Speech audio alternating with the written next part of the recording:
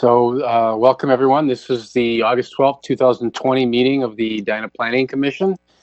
This meeting is being held electronically to comply with, what today is now, considered good practice for health reasons.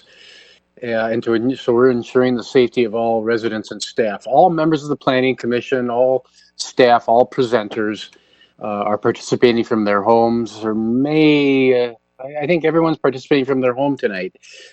Before we begin, just a few brief things to cover for everyone watching the meeting.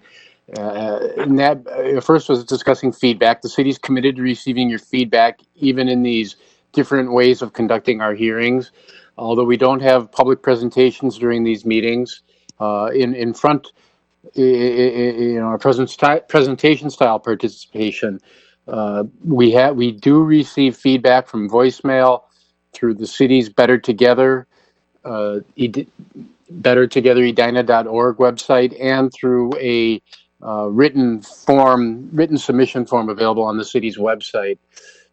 It is important that you know that any comments we do receive, we do look at and do consider. So although our meetings are in this different format than they traditionally were, and feedback's in a different form, we still want everyone to feel like they can participate and know that if you do submit comment, that is the same as speaking to us at a public meeting.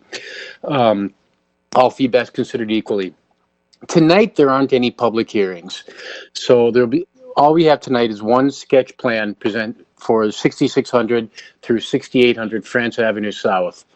People who want to watch the meeting can do so live on Edina TV, which is Comcast channels 813 or 16, facebook.com/EdinaMN, or go to edinamn.gov/live meetings and look for something called Watch a Meeting on the city's website.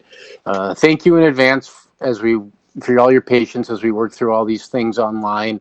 We're getting a lot better, but we're always learning new things about what can happen when you do things electronically. So thank you everyone for your patience and your good working with us. That said, that's everything I had to just intro. So Liz, would you be willing to conduct roll? Thank you, Chair Nemrov. Commissioner Agnew? Present. Commissioner Bennett? Present. Commissioner Olson? Here. Commissioner Strauss? Here.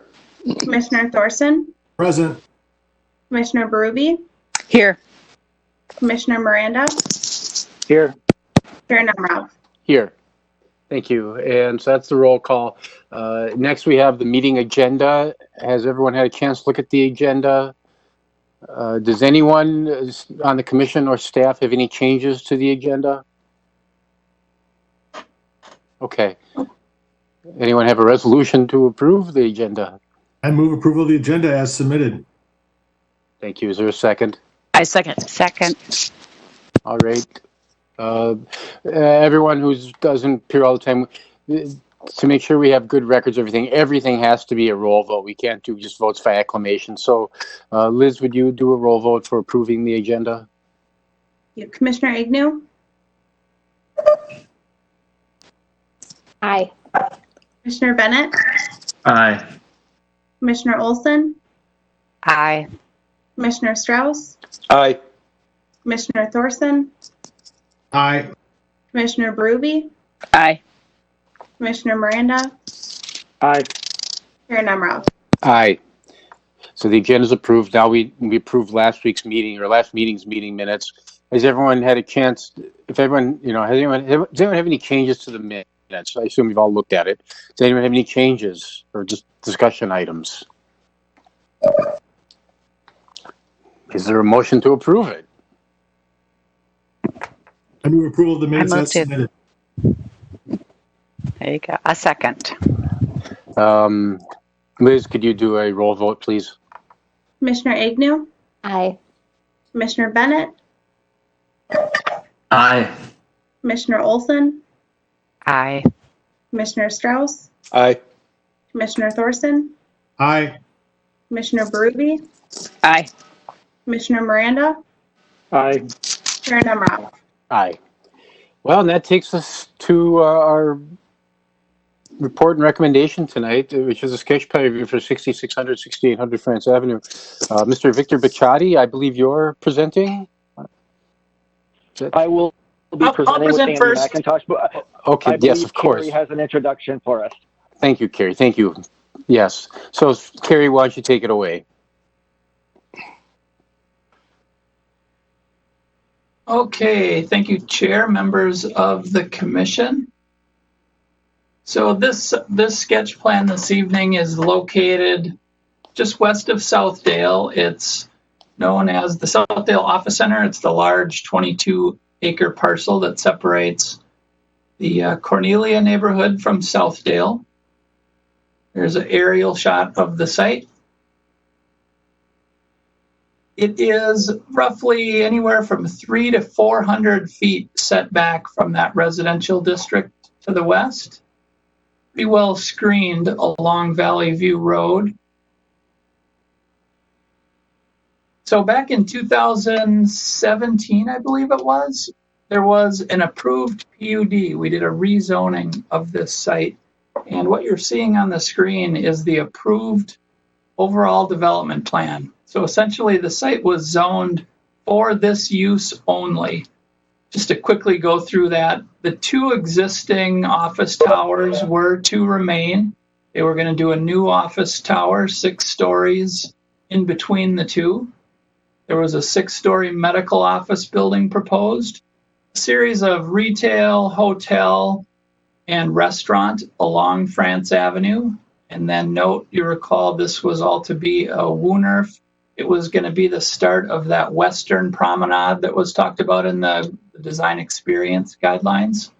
So for that pedestrian and automobile shared area, much of the parking was to be underground. The large stand of oak trees were to remain. So this was the approved overall development plan. But none of this development has happened. So what's before you is a new plan, and I'll show some graphics here in a minute, but there is additional office space proposed here. That middle office building would be torn down and a 10-story office tower in its place. Medical office is still proposed here. It's 4 stories, but been relocated. Oh, one element I didn't point out, there was an 8-story apartment complex kind of on the south side. I'll just go back one. Right here was an 8-story, 80-unit residential complex that was approved for the site. They've relocated that. It is 13 stories and 210 units. There is a retail and restaurants proposed along France, and there are 3 above-grade parking structures. They're also showing an area for a municipal water treatment plant and a potential fire station. Although those proposed public facilities have not been indicated in the narratives and in speaking with the applicants as part of that give to get where they would give that land for the city to develop, they're more seeing it as a negotiation tool. So here is a look at the plan. So here is France Avenue, 66th Street, to give you a little perspective. So here's that 210-unit residential tower with structured parking behind. The existing office would remain. Retail restaurant proposed along France. Surface parking lot, another retail restaurant with some surface parking behind.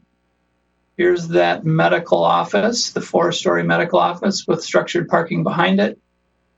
The water treatment plant would be incorporated somehow into that parking structure, potentially. That fire station located to the back, Valley View Road. And then this is that new 10-story office tower with structured parking behind. So look at the plan from Valley View Road, so kind of that reverse, where you can see the parking structures, the fire station along Valley View. Just indicating the heights that I went through. And then here is a kind of a straight down view of the proposed project. So this request would require a zoning ordinance amendment to revise that existing PUD. So essentially a rezoning, we're starting all over.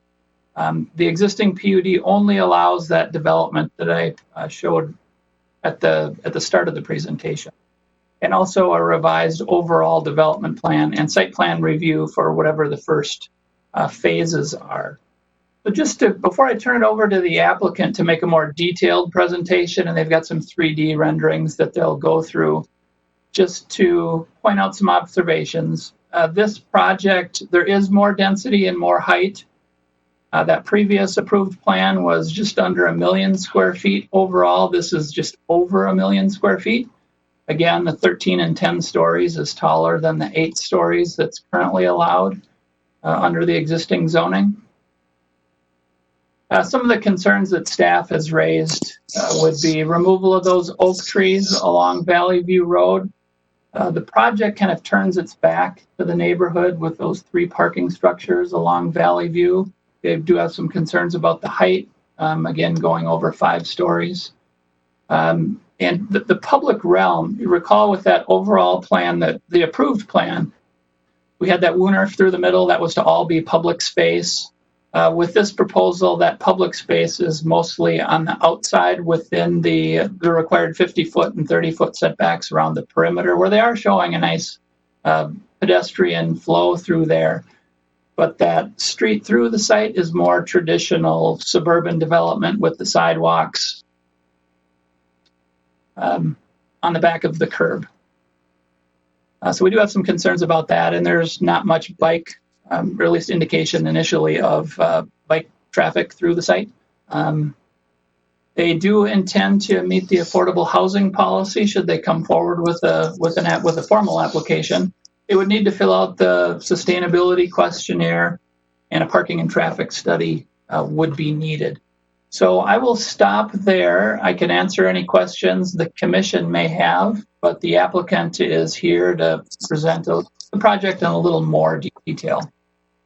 Thanks, Kerry. Jerry, do you have questions? Yes, thank you, Ian.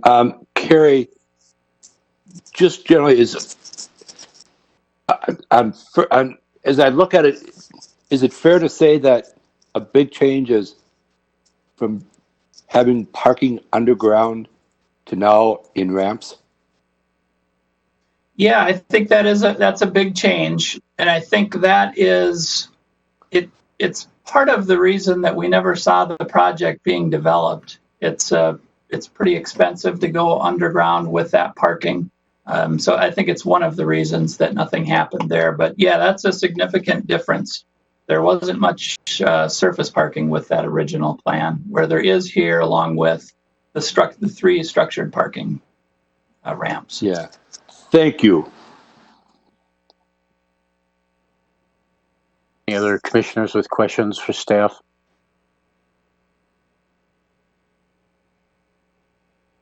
Okay, well, I do. I have. Sorry. I was waiting oh, for my sorry, hand to work. I can't. That's okay. We're so minimal. I still haven't figured this out. Yeah. I should do this the hand. But anyway, so my All yours. question is the affordable housing, Carrie. Maybe you haven't talked the details yet, but would they be providing the units here, or would they be writing a check? Yeah, they haven't said either way. Could be a good question for you to ask them, but they've indicated that they do intend to meet the policy, Okay, thank you. but just not specifics on whether they would be in the project or a combination of. Okay, thanks. Commissioner Olson, do you have any other further? No. Any other commissioners with questions for staff? I mean, we can always come up with ones later too. Well, sounds quiet. So, Mr. Picciotti. Hey, this is Commissioner Bennett. I have. Oh, Jimmy, sorry, I can't see anybody because of the layout. Okay. Yeah, maybe. Yeah, please. Victor, could you unshare your screen so we can see the commissioners? I sure could. Thank you. Is that better? Yeah, thank you. Commissioner Jimmy Bennett. Oh, thank you. Got in there. I just had a question regarding phasing, and I know this will probably get into it, but specifically, I recall that the original proposal that we approved, the PUD, had specific phasing with the development. Is that something that we approved as well, like how it was phased? And if this kind of thing goes forward, does the phasing stick with the what we approve or not? Just curious. Yeah, they did have a phasing plan. The two retail buildings and the restaurant along France, that was to be phase one. They received final site plan approval for those. Those never got built, but they did have a phasing plan. I believe it was 5 phases. The residential element was to be last. But that said, even laying out 5 phases, sometimes they do occur in different, not exactly how it's presented. If they do phase development here, which I'm imagining would be the case, we would have whatever they're ready to do first. I believe it's that middle office building, but that could be the first phase. They would then come back and get final development plan approval or a final site plan approval for whatever their next phases would be. So we would approve an overall development, and they may outline phases. They would come back for final approval for each phase after the first one. Okay, thanks. That's all I was curious about. Thanks. Do any other commissioners have questions for Carrie? Yeah. Okay, we can come back to you later if you do. All right, Mr. Picciotti, now if you'd like to share your screen and give a presentation, that would be great. Okay, thank you, Mr. Chairperson. I want to first turn it over to my colleague, Andy McIntosh, who is going to introduce our broader team, share some introduction, and then I will come back in later to talk a little bit about the design. So I'm going to share my screen and turn it over to Andy. Thanks, Victor. Good evening, everybody. Thank you for having us tonight. We're excited to be here.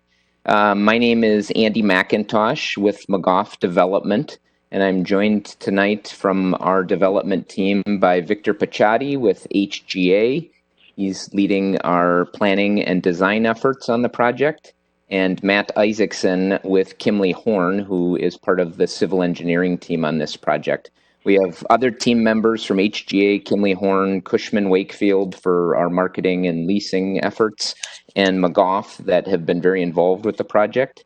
Additionally, the property ownership entities, Olympus and Wildermuir, have been very hands-on and involved with this project, in part because they are both corporate residents of the site. One of them offices in the current 6600 building and the other offices in the 6800 building. We're happy to be at this point in the process. We have been engaging internally on this iteration of the site redevelopment for over a year and a half. We've been engaging with Carrie and other city staffers for nearly a year, and we've been engaging with neighbors to our property over the past few months. We're here to present a sketch plan for the Southdale Office Center property and are looking forward to an open-minded discussion and obtaining feedback from this body as we continue to define this concept level project. This is an important site within the city of Edina. There's a special opportunity to transform a 1970s office park into a vibrant, forward-looking, mixed-use, amenity-rich site. We can enhance the existing office park. There are pieces of that we plan to keep and enhance, and enhance it into a corporate center with a market-driven solution. Creating a northern gateway to France Avenue in the greater Southdale district, so we recognize the role we play in the greater district. Incorporating the ideas of the greater Southdale district plan, such as breaking up a superblock, increasing connections to city amenities and neighboring sites, and improving the pedestrian experience. We plan to solve existing stormwater issues and incorporate sustainable planning and design into the development, and introducing some municipal infrastructure and amenities into a part of Edina that has identified the need. Before Victor reviews our plan, we don't pretend to have the perfect plan here. If this was an easy redevelopment, it would have happened years ago. This is a large, Carrie mentioned it's nearly a 22-acre site, complex, difficult site to redevelop. We have an impressive team of urban design professionals that have wrestled and continue to wrestle with finding the balance of the district design principles and the realities of economic and market constraints. We fully expect this project to continue to evolve and improve as other perspectives and opportunities are considered.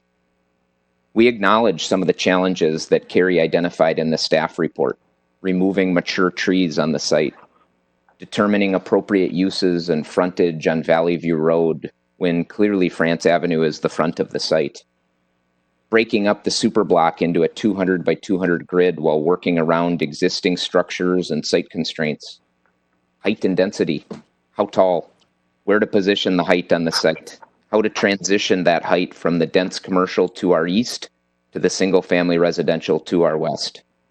Parking, everybody's favorite topic. Where to park all the cars that site users still expect and demand. As a side note, pre-COVID, the demand by office and medical users had never been higher in history. While we all hope that future demand and reliance on passenger vehicles will diminish, what is the right quantity to deliver, and how to do it at a cost that allows for market viable uses on the site? Not just increasing green space and permeable surface, but creating public realm and defining how users, visitors, and neighbors of the site can benefit. Improving circulation via multiple modes of transportation, vehicles, transit, bike, pedestrian, both as part of the north-south promenade, but also as the east-west throughfares on the site. The transfer of land to the city by donation or another vehicle to incorporate a water treatment plant and public safety station on the site. An eventual detail needed to solve for stormwater management, affordable housing, sustainable design, and traffic management. Several of these are the same concerns that we heard from neighbors during our various meetings, and they are topics we continue to study for viable solutions. The city's architectural consultant provided a harsh critique of this project. In an attempt to position that feedback productively, our development team has grouped it into 3 buckets. First bucket, areas where our plan still doesn't align with the Greater Southdale District Plan and Design Experience Guidelines, and we need to continue to challenge our team for solutions. An example would be, can we figure out a way to effectively line the parking ramps with active uses? Bucket 2, design-based feedback that will eventually incorporate into a future stage of development. We are still at a conceptual and site planning stage.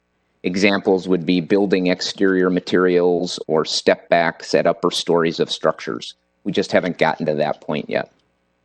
And finally, the third bucket, feedback that candidly either does not reflect our existing sites or the constraints of trying to deliver a market viable project. This site has a high water table. It has an irregular shape. It has 2 fully leased office buildings that we intend to keep in place. It has a grade change of nearly 1 story from Valley View Road up to France Avenue. And it has predetermined curb cuts to county and municipal roads that we are attempting to avoid relocating. As Carrie mentioned, in 2016 and 17, this site received entitlements for redevelopment that closely aligned with the vision at that time that was ultimately formalized into the Greater Southdale District Plan, including an abundance of below-grade parking and retail lining France Avenue. That plan is not economically viable and did not get built. The current development team is attempting to incorporate as many of the design principles as possible into a project that is viable, will have users, companies, employees, medical practices, retailers, restaurateurs, and residents that will want to occupy the buildings and can be built. Victor will share with you a portion of the package that we submitted with this sketch plan application. The sketch plan package is also basically the same presentation we used in our most recent neighborhood meeting. At that time, we framed the conversation around many of the concerns we'd heard from neighbors: height, traffic, stormwater, etc. We have condensed it this evening in the interest of time. He will review some of the existing constraints of the site, the way we have incorporated the Greater Southdale design and planning principles into the project, and the program we are proposing to develop, starting with a new Class A office building in the middle of the site. That would be phase 1 of our project. Victor. Thank you, Andy. And Chairperson and Commissioners, it's nice to be with you this evening. We've been excited to get to the sketch plan phase and share this iteration of the design with you. I will walk through a few slides. The beginning will be some analytical slides that may illustrate some of the opportunities as well as constraints on the site, and then we will segue into a more detailed description of the design proposal at this juncture. The slide that you see in front of you is the existing conditions on the site. It's 5 building structures. The new Bank of America structure at 69th and France here in the southern corner is not part of the project site. What you can see in the tone is that the development proposes to demolish 3 of the lower existing structures on the site. All of the existing buildings represent assets to the property owners. However, in order to facilitate more open and flexible development of the overall site, the 3 lower buildings are proposed to be demolished. The 2 office buildings at 6800 and 6600 France are significant assets that are leased on the site. And one of the most sustainable things we can do is to retain and perhaps improve the energy performance of existing structures. These 2 buildings together represent approximately 400,000 square feet. And without any change on the site, these 2 structures require approximately 1,100 parking stalls to serve those office tenants. We just kept 1 slide of images of the site. This isn't exhaustive, of course. What it does illustrate is that the current site is essentially freestanding buildings as objects sitting in many acres of surface parking. This presents a lot of room for improvement, and so we're hopeful that the plan proposal is on its way to transform this site from buildings and surface lots to something that is much more sustainable and supports the city's comprehensive plan and the design experience guidelines. This slide certainly is not an exhaustive description of the guidelines. We have consolidated them into a few points that have been guiding the design process, and I will reference other and additional design guidelines as we proceed through the presentation. But some of the central areas that we have been focused on is to create connections both within the site that do not exist now and to the degree we can to the greater community. It should be pointed out that the site is bounded by some significant intersections.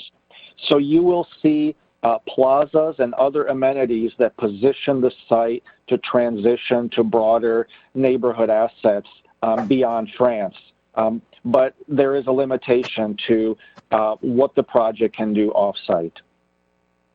The second point that says commercial amenity-focused streets perhaps should use the term mixed use.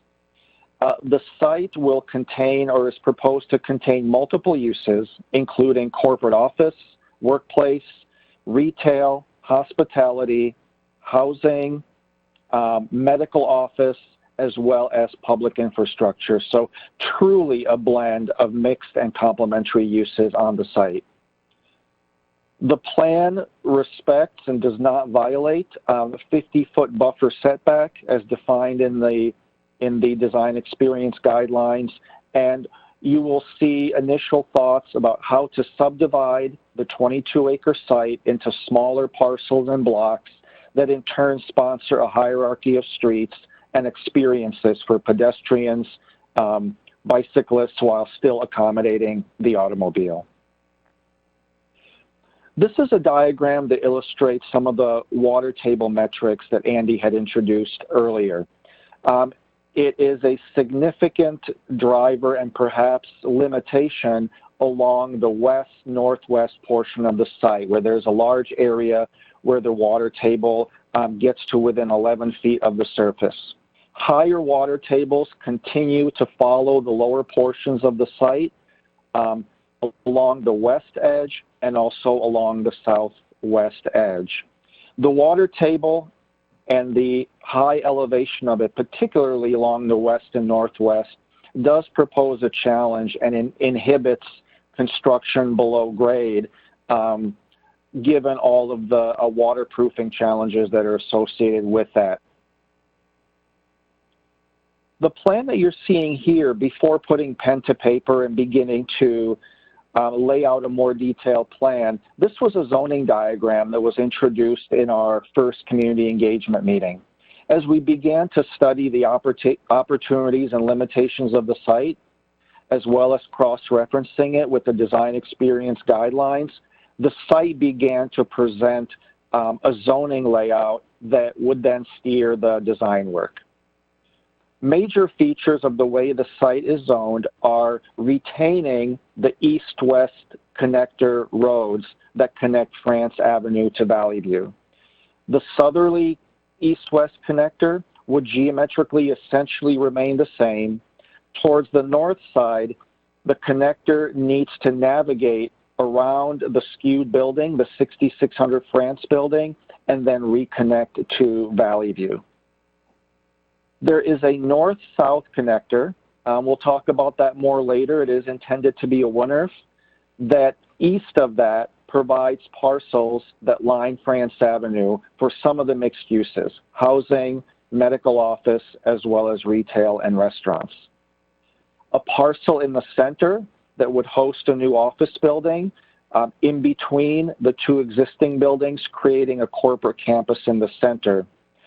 And then the required parking subdivided into 3 quadrants at the north, center, and south portion of the site, with a greenway that lines the Valley View frontage.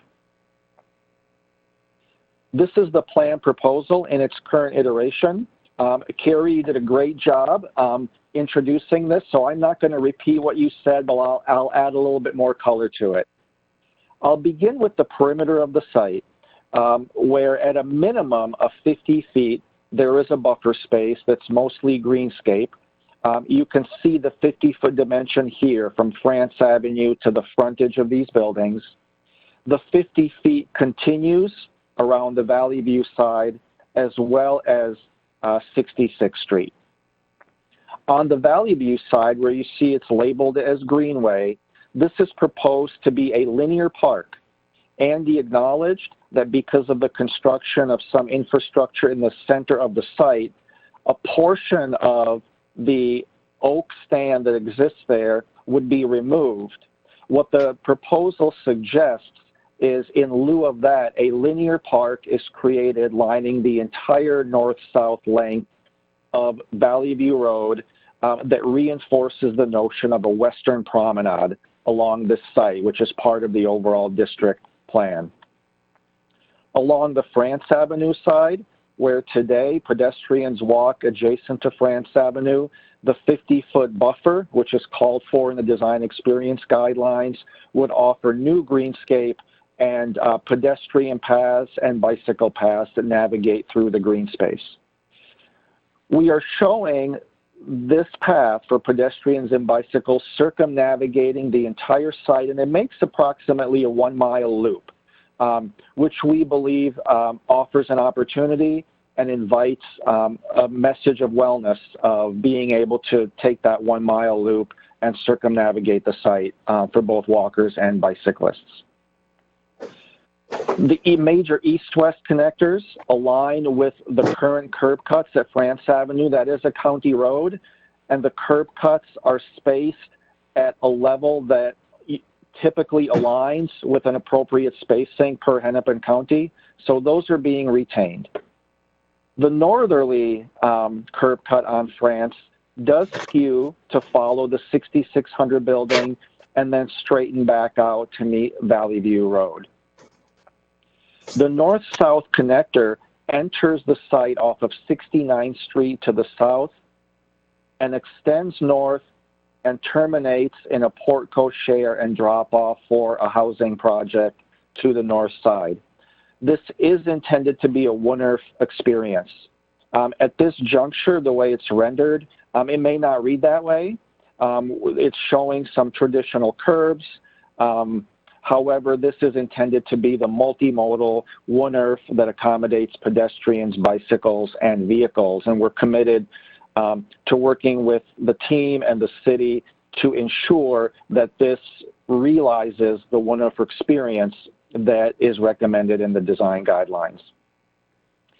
In terms of programming, Carrie had done a nice job walking through this. There's a heart of the site in the center that is corporate workplace. The new office building does also rest on an amenity podium that contains a number of amenities that can serve users on the entire campus, things like dining and fitness and conferencing space.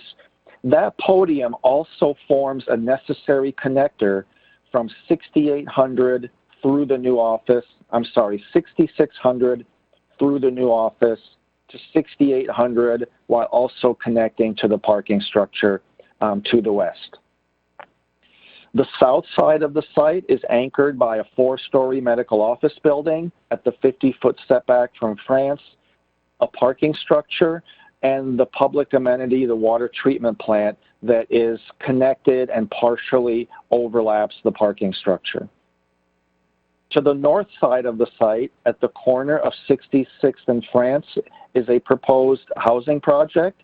It's an L-shaped structure. The tallest leg of the L is the 13 stories that was mentioned by Carrie. That is in turn connected to a parking structure along the north.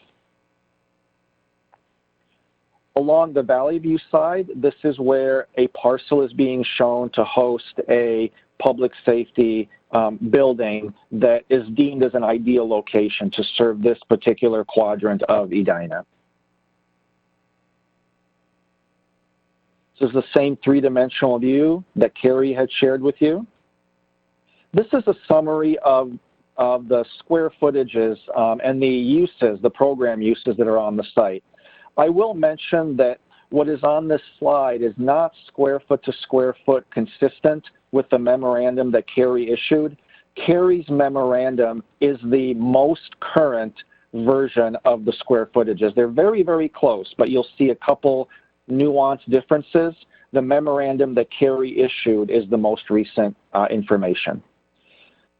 There's approximately a 270 to 300 square foot Class A office building in the center, 85,000 for medical office. The housing project showing 210 apartments, 2 separate dining and retail buildings. They're each about 12,000 square foot each. The water treatment plant, the public safety, and then associated parking.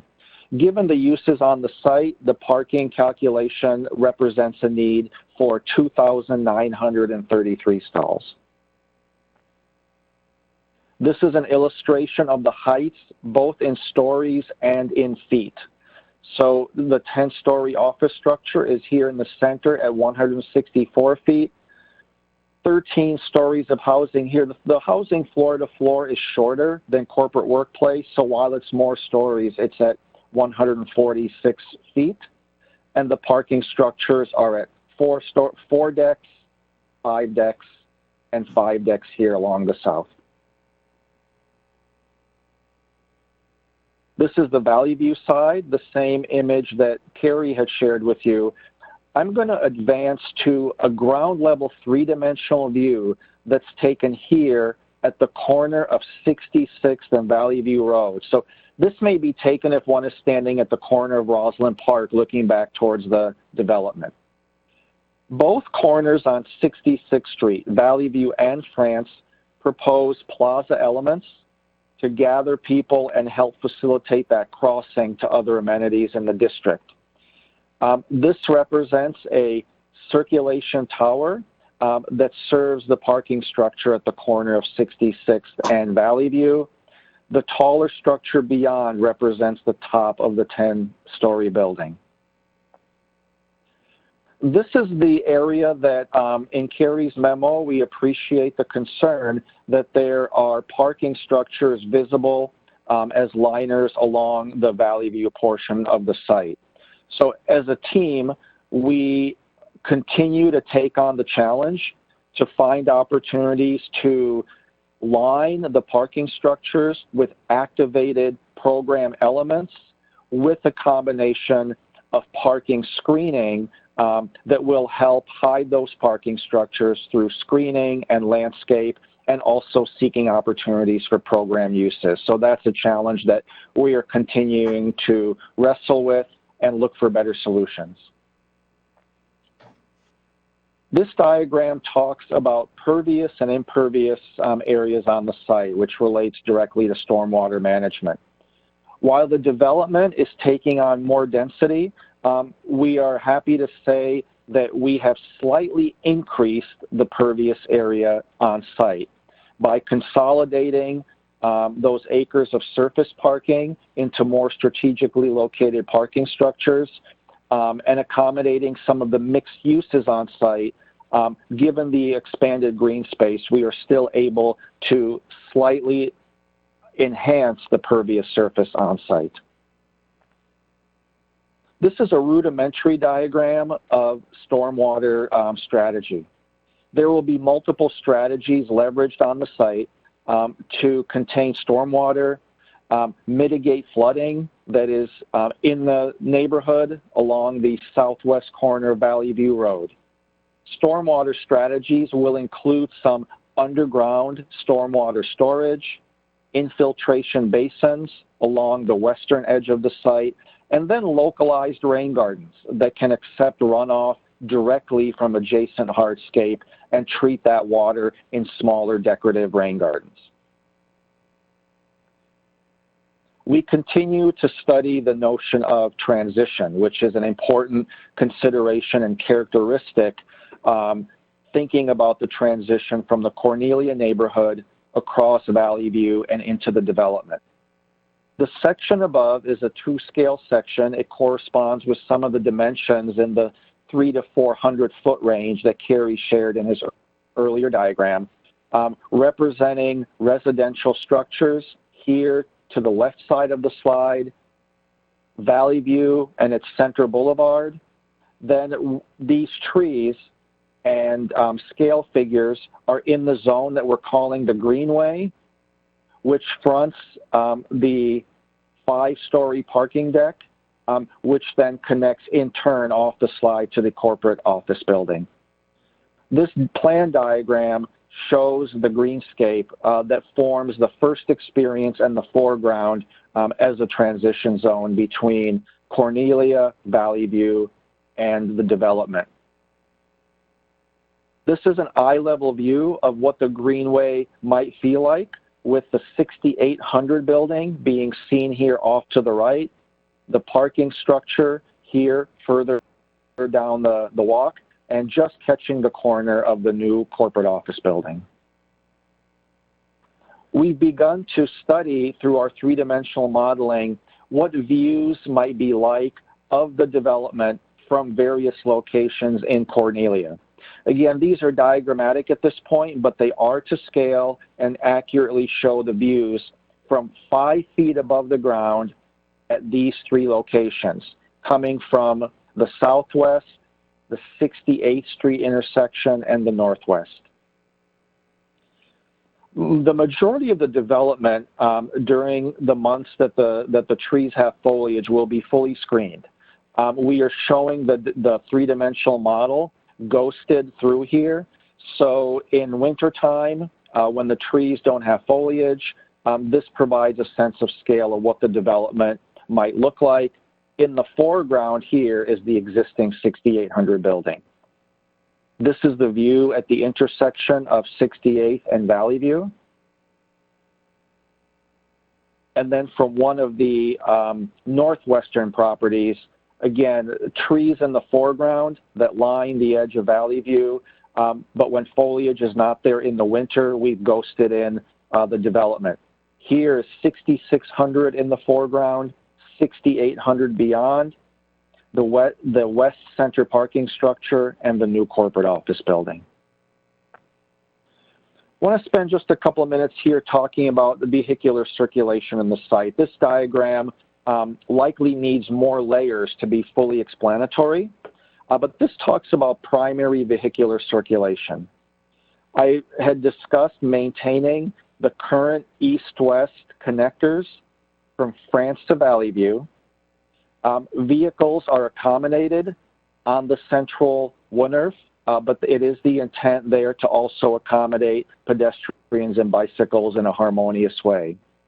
One of the guidelines, the design experience guidelines, recommends that building services and access to parking structure occur from perimeters of the site rather than from the center of the site. And I just wanted to point that out a little bit. The south parking structure can be accessed from 69th Street directly into its southeast corner, from Valley View directly into its northwest corner. The northern parking can be accessed off Valley View directly into its southwest corner and off the porte cochere and the housing. And there is one access point here that is off the east-west connector road. In terms of building services, the existing building services occur here on the southwest corner of the 6600 building. The proposal suggests that building services remain in that location and expand to the south to be able to provide services to the new corporate office building. So service would be accessed off of Valley View, be confined to this area, be able to exit back onto Valley View or through this drive and out. So the major building service does not take vehicles through the center of the site. The western parking structure, which also provides access to below-grade parking below the podium and the office building, occurs in this corner, in this location.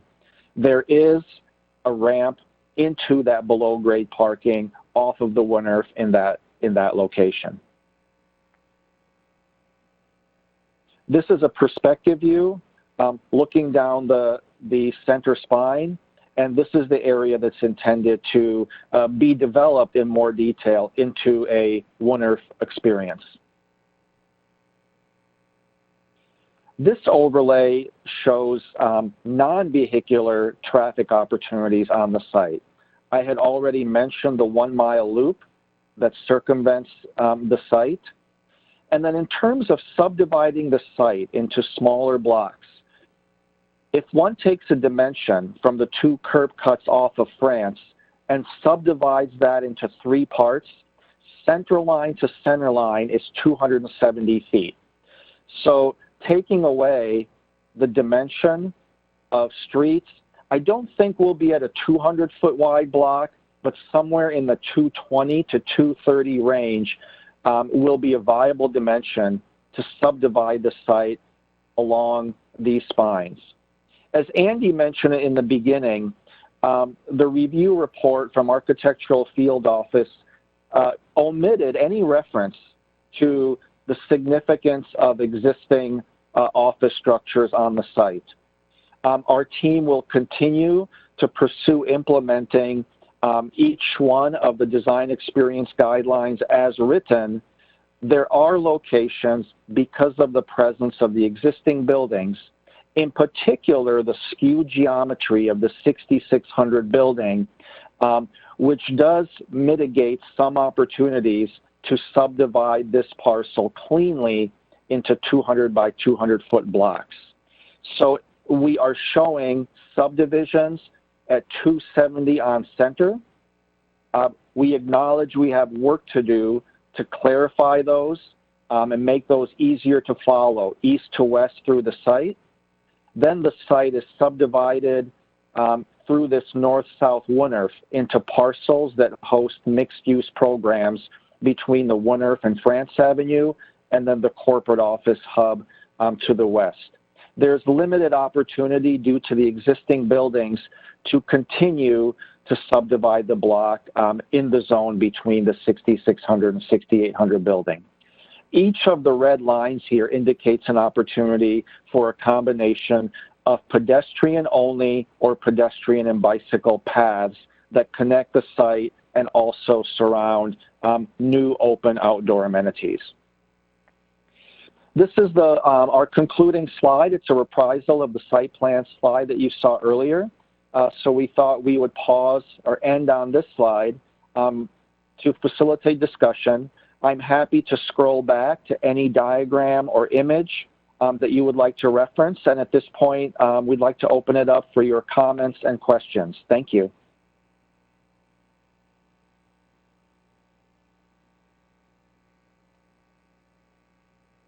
Mr. Picciotti and Mr. McIntosh, Mr. Isaacson, I'm sure you and any others participated also. Thank you. There's quite a presentation. At this point, this is a complex proposal. I'd like to ask if any commissioners have questions for the applicant, and perhaps hold your comments if you can until we've had a chance to perhaps go through some questions. If there's comments you think are necessary for your questions, please do it. But I'd like to maybe bifurcate this into a question period and then a comment period. So that said, do any commissioners have questions? And remember, because there we go. I don't always see all of you. Is it helpful if we remove the plan, or is it helpful to keep that up during the Q&A? Well, my guess is maybe we'll bounce back and forth. Okay. Thank you. Yeah, I've stopped sharing so we can see folks, and I'm happy to bring it back up again for any questions. Okay. Well, maybe I'll just ask by name. Jerry, do you have any questions at this time?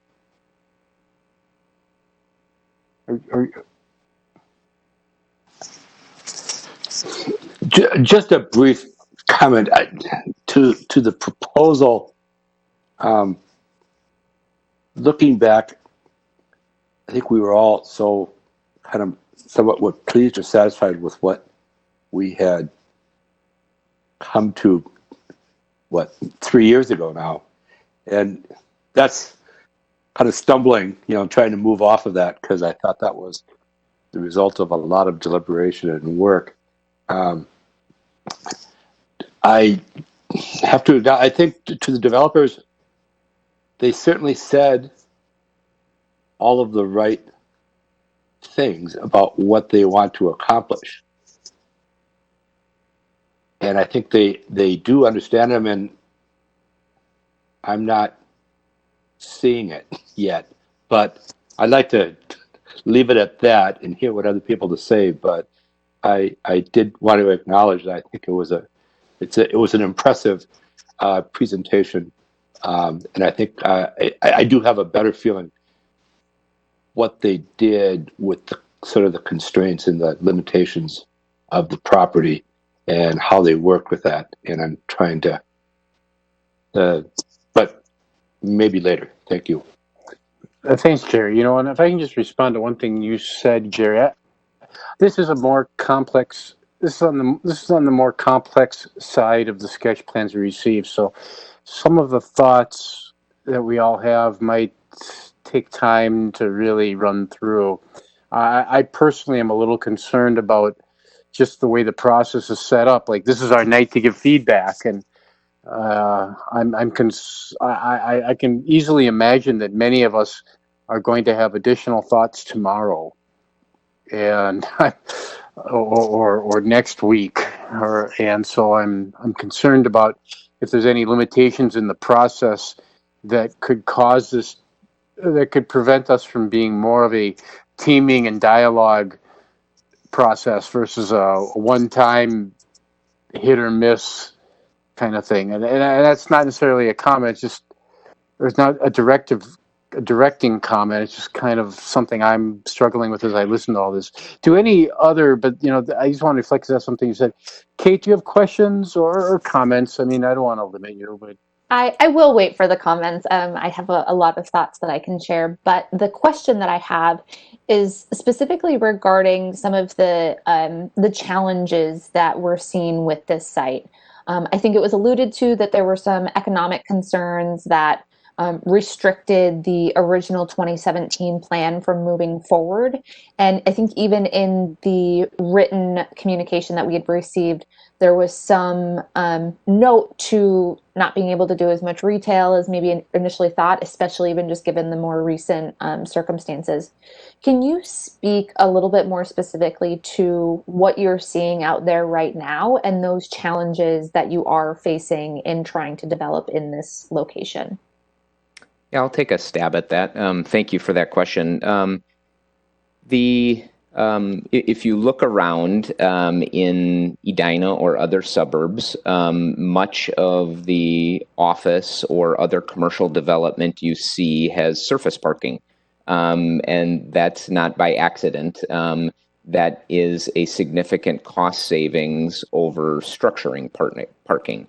And to Commissioner Strauss's point earlier about the kind of pleasant reaction to the previous plan, I had the same reaction. If we could figure out a way to get those cars out of sight, out of mind, that would, I think, be everybody's preference.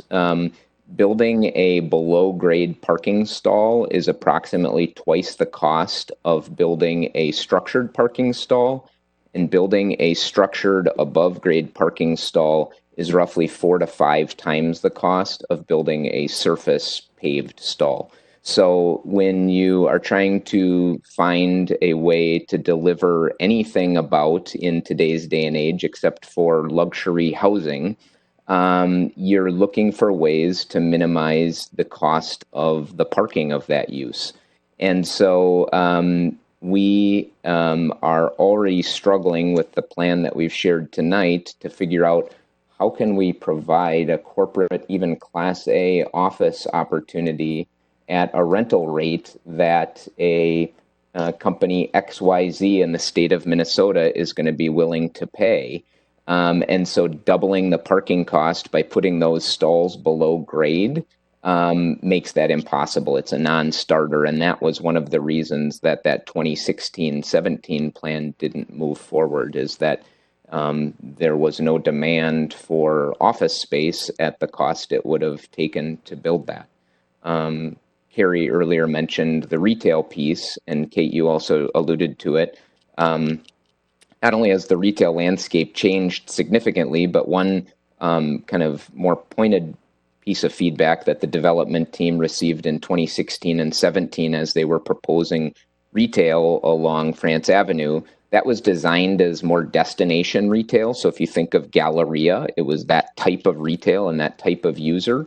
Those users quickly determined that they like the east side of France Avenue a lot better, and they're willing to pay a premium in rent to be there. So destination retail was not in demand on the west side of France Avenue. The type of retail that we've proposed this time around is more service, dining, the type of retail that either users of the site, residents of the site, or those that live in the neighborhood would be able to use for convenience. And that's the type of use that you have seen start to develop along the west side of France Avenue, and this type of development we anticipate having success at our site.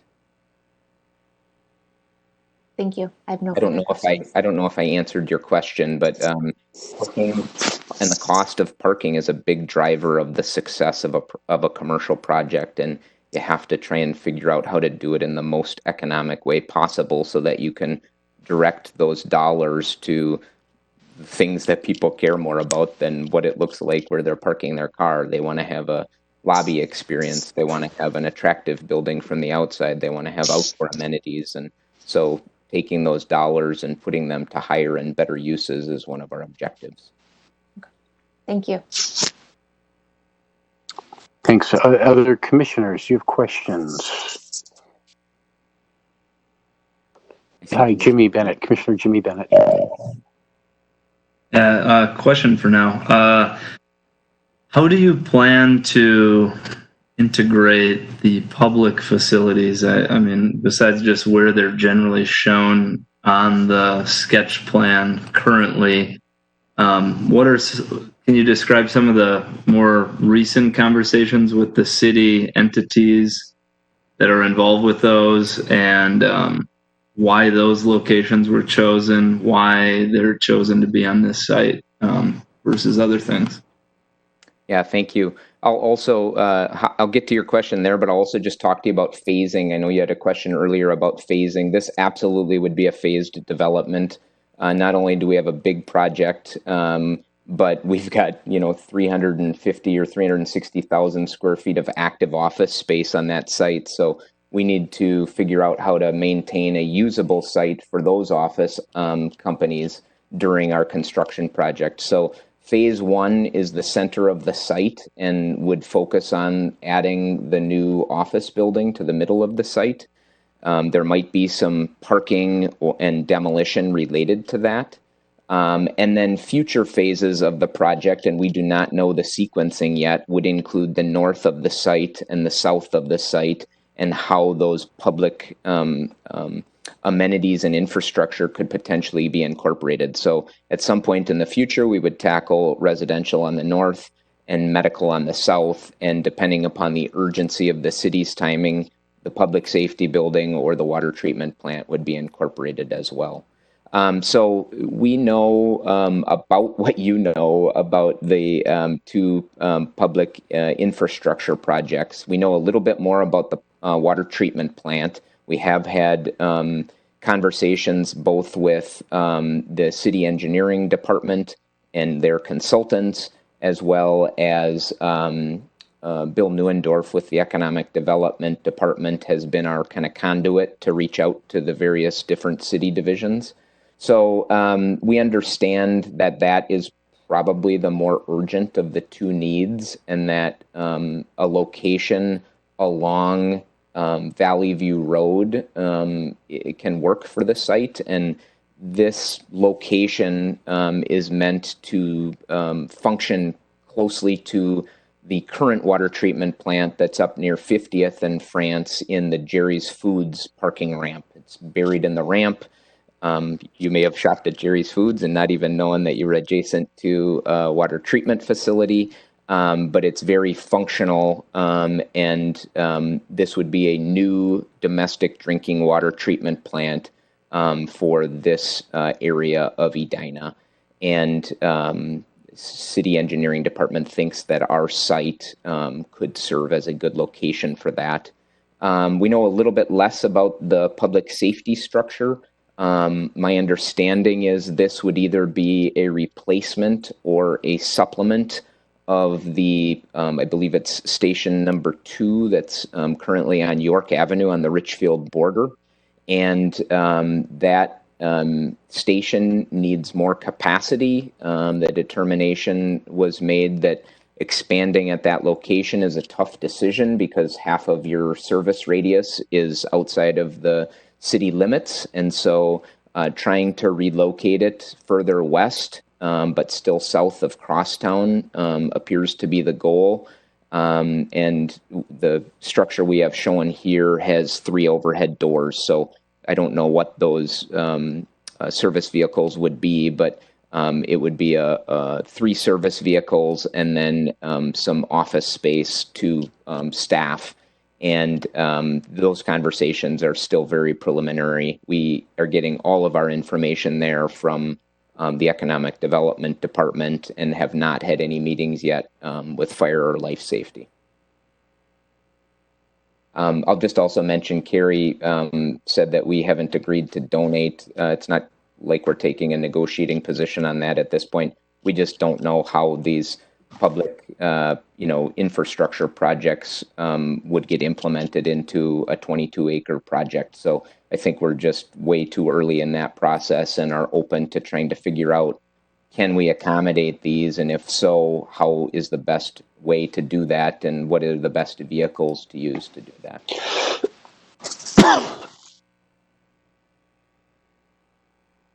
Thanks. Sorry about that. I was coughing. Any further questions by the commission? Commissioner Miranda, Lou Miranda. Yes, thank you. So you talked about phase development. has there been any thought given to, and I realize it's very preliminary now, but would there be any thought to, in that phase development, including the east-west streets in an early phase so that you could add some permeability to the neighborhood next to it so they could get over to France? It's a great question. We have talked about it. We think that our first phase would probably extend to include those east-west thoroughfares.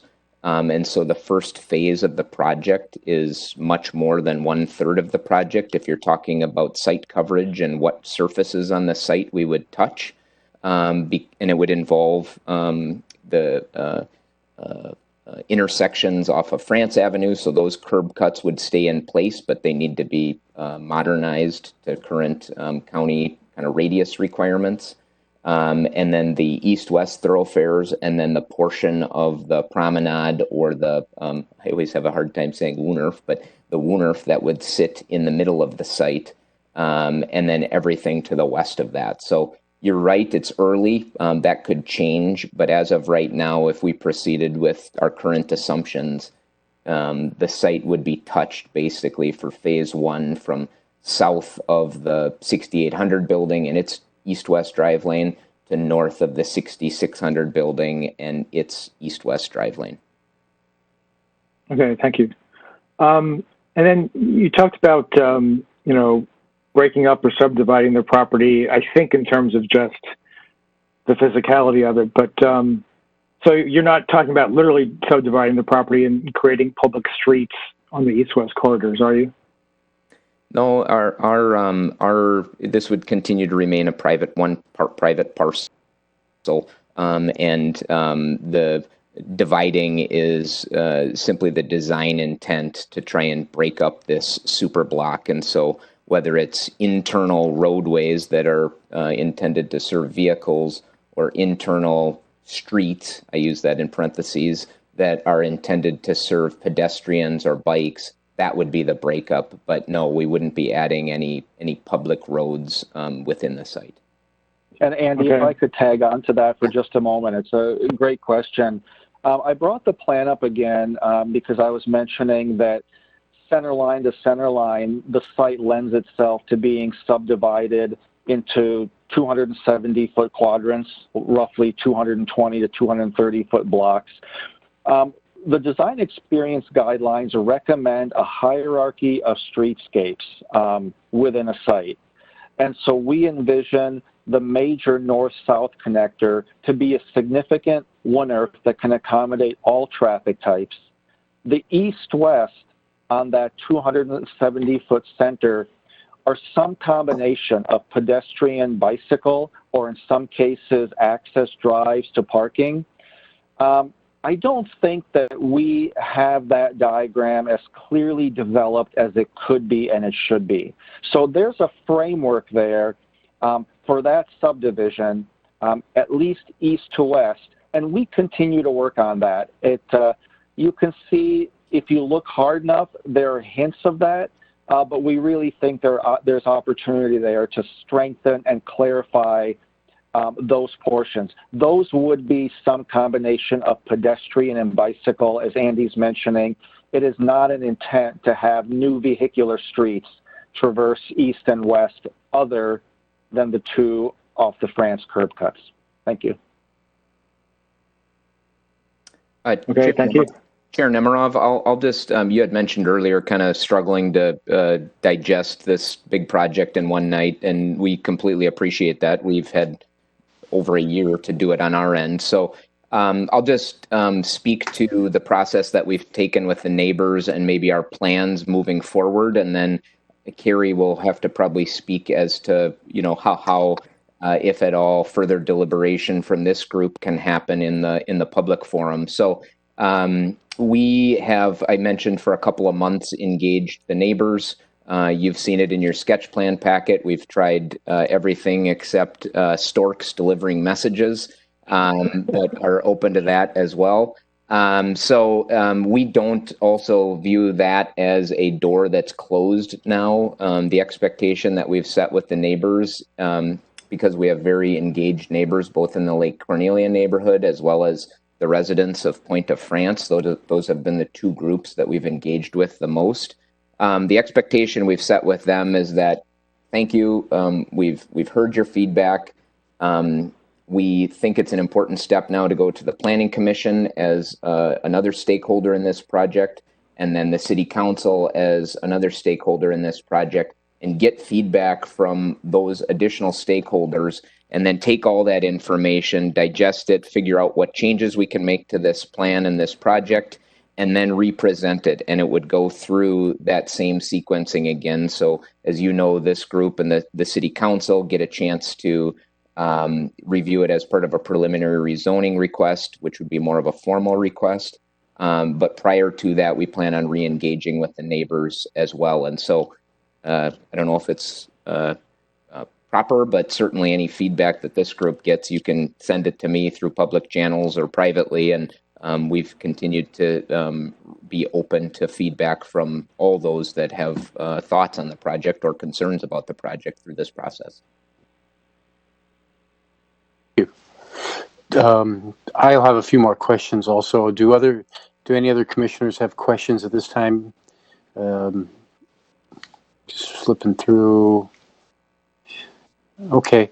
I guess I just have a few questions and then we'll open it up for comments. And thank you for that comment also, Mr. McIntosh. And I think it's something we're all going to be figuring out is how to give the best feedback and work together in the best manner to get the best result. So let's see, questions. Parking, I think, is a big issue here. And is all the parking surface, or are you able to go one story below ground anywhere? Or yep. So Victor, if you bring the plan up again, I'll kind of walk through the parking plan in a little bit more detail than we have so far. The south ramp, which sits behind the medical office building, right now is shown to be 5 levels above grade and 1 level below grade. So again, we've got, and when I talk about grades, we've got 2 different grades here. We've got the Valley View Road grade and we've got the France Avenue grade, which are about a story different. So you would come in off of Valley View and you would have the option to either go down 1 level or up 5 levels in that southern ramp. The parking and the center of the site has that ramp in the center of the site is 5 levels above the Valley View Road grade. In addition, the center of the site has 1 level of parking below grade, and it stretches below the office building, the kind of connector podium level between all 3 of the buildings. So it does go 1 level below grade there. The 2 existing office buildings each have 1 level of below grade parking under them today. And then the north ramp, where we've got our most, our highest water table, that does not currently have any levels below grade. It is it is 4 levels above grade. And then sprinkled throughout the site, we've got surface level parking on asphalt or some other surface material. And primarily we view that as being visitor or parking that would serve our retail and dining users on the site. More questions on parking, it looks like. Okay, on the 66th Street, that where your water table's the worst or most challenging, it looks like you have an above ground connector between the parking and the residential. Is that correct? Yeah, that is, if you can go to I don't know, Victor, if you can find a 3-dimensional that shows that well, but right now the way the residential is designed, it's an L-shaped building, and the tallest leg of the L, or the longest leg of the L, is 13 stories, and that fronts France Avenue. The shorter leg of the L, both height-wise and lengthwise, is a 6-story leg that would also have apartments or residences in it. We haven't determined yet whether that's what type of residential that is. And that would connect to the parking structure probably through that leg of the building. I don't know that we've figured out that exact detail yet. It would either be directly adjacent or connected to the parking. How long is that northern wall from the 6-story building through the end of the parking? Victor, do you have any sense of that? Are you asking about, I'm wanding over at this particular wall here? No, go to your left. Yes. Go to there. That wall all the way down to Valley View. The end of the parking ramp on Valley View. How long is that wall? Commissioner, I'm going to measure it in real time here, right off of a printed drawing I have, because I'm that generation. Plus or minus 400 feet. Okay, 400 feet. That's long. Okay, I'm going to stay on parking for a second. Have you considered programs? I mean, you have it sounds like you've given a lot of thought to parking and needing a little more than 2,900 spots. But have you considered programs to reduce the parking need? The city has started exploring things like, they fall under the name of traffic demand management. We're seeing that in other areas. I mean, are there programs you can implement that would reduce your need? We have a transit route that currently runs along Valley View Road. I believe that's Route 587. There is not currently a stop on our site. The closest stop is either across at the Southdale Mall, where there's a major transit center, or north at kind of the Valley View Road and 65th Street intersection. So transit is one option to try to figure out a way to incorporate more transit to the site, through the site, or a stop adjacent to the site. We are already on what I would call the low end, and Kerry can weigh in based on what he sees for requests, but the ratios that we are using for determining our parking demand, we think, are already on the lower end of what the market range would be. So for those that might be familiar with the existing office buildings here, we've calculated at 3 per 1,000 parking, since they're older, less efficient structures. The new office building, we're calculating that demand at 4 per 1,000, which again is on the lower end of the range for modern, efficient office space. The medical office, we've got calculated at a 5 per 1,000 demand. And the residential, I think, and Victor, you pipe in if I'm off on this, but I think we're at one parking stall per bedroom. And because we don't have our exact kind of configuration or layout of that building determined yet, I think it works out to be about 1.5 stalls per unit overall. That's exactly right, Andy. I think we're at 210 units, and I believe our program has 300 to 310 parking for the residential. And then we've got some miscellaneous stalls. We're hopeful that our current dining operator on the site, Tavern on France, chooses to remain at this location, and so we would hope that one of those pad sites becomes a Tavern on France, and so we've tried to build in the parking that they anticipate needing for their operations, and then the other one, we've just used the city code to determine the parking ratios there. We've got miscellaneous stalls assumed for public safety. So one of our, Could you meet? Yeah. Oh, sorry. One of our unofficial traffic management plans is to, hope that current conditions continue and that spaces are less densely occupied than they were pre-COVID. And it's one of the benefits we have of a phased development is we can continue to react as parking changes in the future with the future ramp phases that we would either build or not build on the site. We don't plan on building all of that parking day one. I apologize for the noise. A fly was going into my face, and sorry. Thank you for a reminder. I usually try to. Thank you. That was a very good explanation. Could I just follow up? You said 3 per thousand. What was the 3 per thousand for again? Yep, those are the two existing buildings. Okay. So we've got about 360,000 square feet of existing office use. And if those were brand new buildings being built today, we would need 4 per thousand parking. But because they're older, less efficient buildings, we're using a 3 per thousand demand for those buildings. Okay. And you haven't necessarily... Sorry, I don't know if I missed it, Andy, but we are also assuming 5 per thousand for the medical office building. Those tend to be parked at a higher density. I don't know if you mentioned that or not. Per thousand for medical, 4 per thousand for office, 1 per bedroom for residential, works out to like 1.5, I suppose, per unit. Yep. Okay.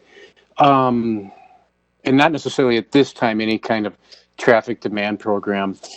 I'd like to come back to parking in just a moment. Thank you for those answers. More of a design question.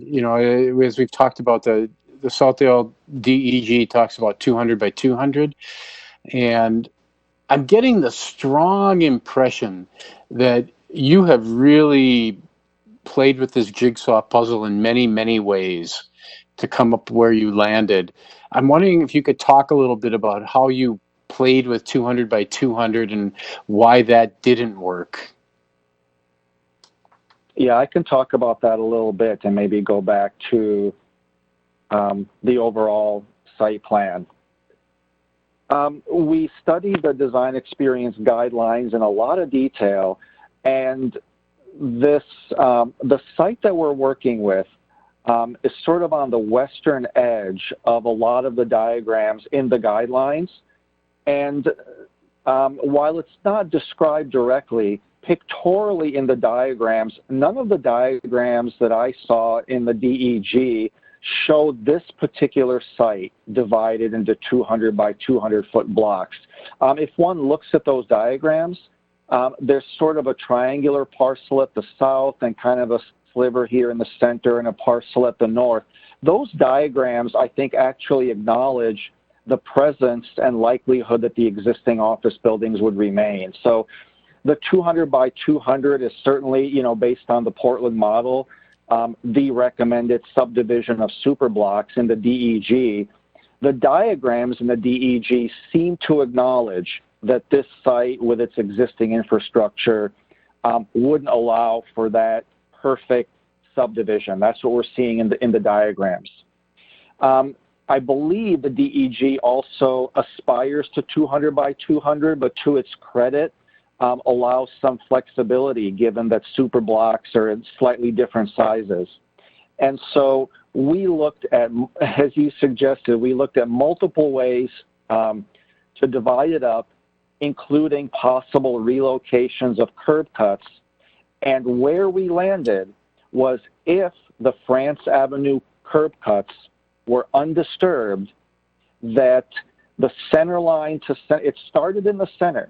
If you divide this into 3, you would get 270 feet center to center. I believe the 200 by 200 foot blocks are the actual blocks, not including the streets.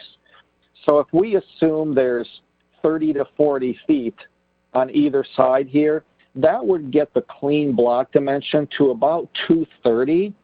And we felt like that was meeting the spirit and the intent of the scale of blocks that are defined in the DEG. So that's what created these zones that subdivide the site with these lines east to west. Then you hit these roadblocks of like the existing building where it doesn't continue all the way through. So we have tried to adapt the experience of that going all the way through to circumnavigate the building and jog to the northwest and then straighten out again. So this experience of these alleys of trees if they needed to jog around the building, they would still identify a path that worked its way across. And then the north-south Wunnerf, which is actually hinted at in this location in the DEG, seemed like a sweet spot to provide parcels for mixed use between the Wunnerf and France, and then provide a parcel for the new office building.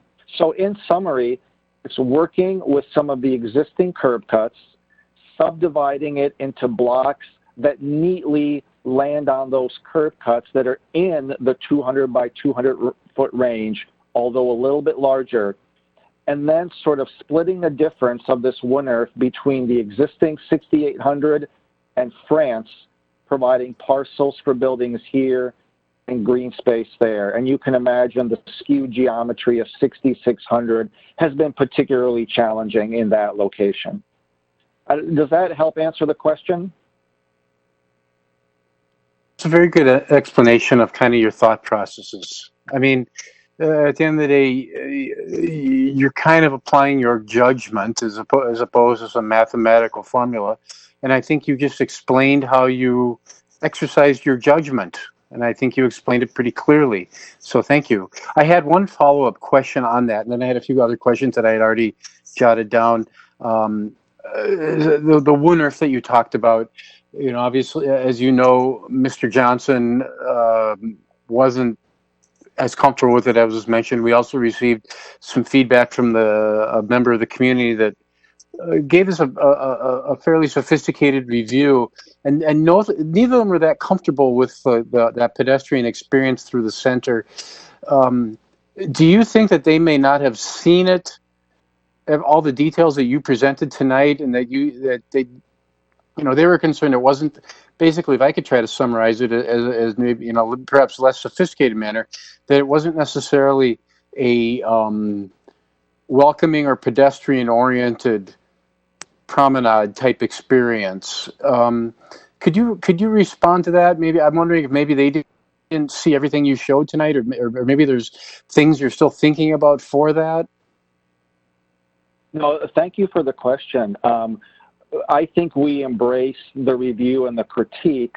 I don't think folks who are concerned about are missing anything. I think the iteration that the design is at now is, I'll just say, undercooked. I believe that it needs more development in order to trend more towards a pedestrian-friendly environment that's more representative of the Wunnerf. So I embrace the critique, and I think it needs more development. I don't think folks are missing anything. We just need to keep refining it until it hits that sweet spot of accommodating those multiple traffic types equally. I think that's on our plate to continue to work on.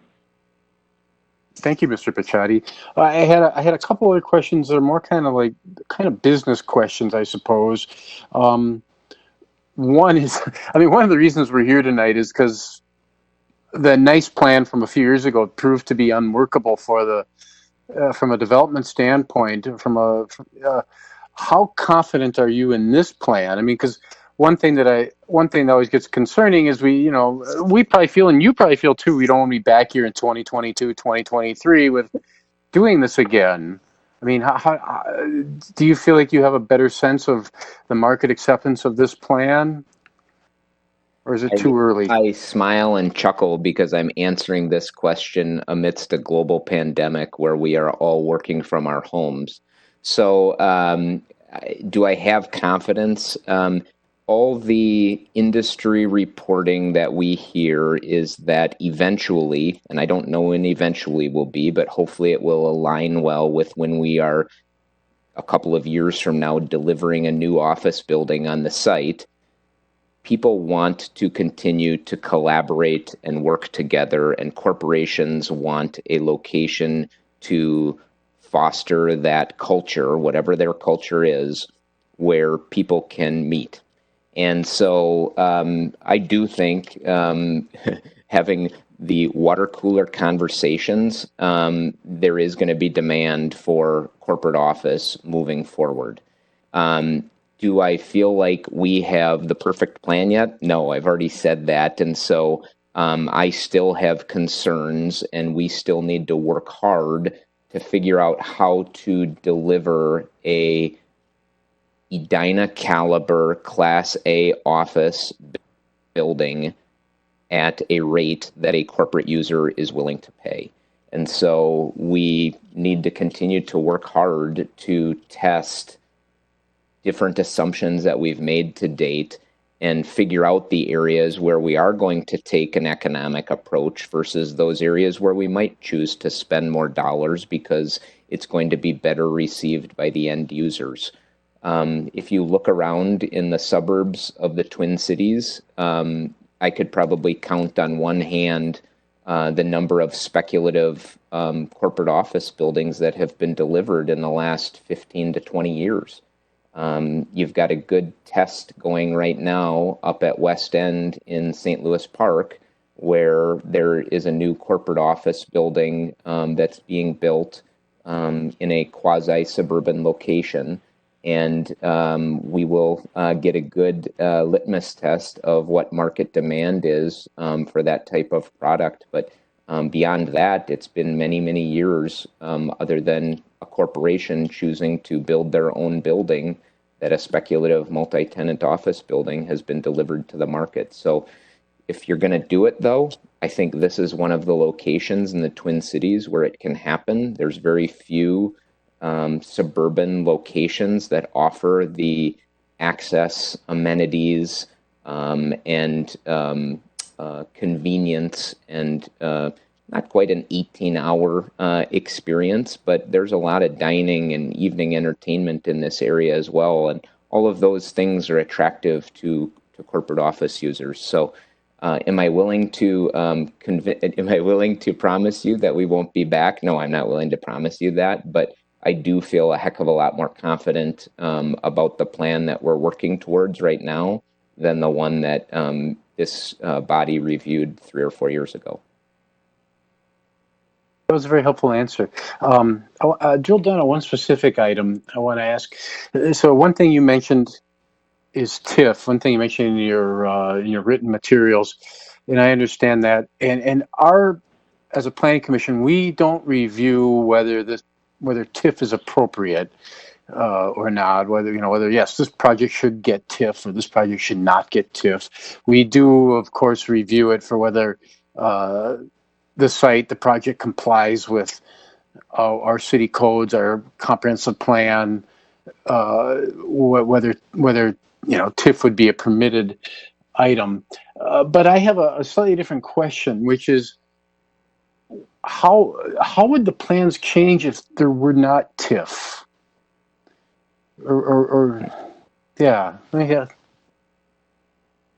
That's a good question. I'm gonna reach for an answer on that one because I don't know that we've contemplated that before.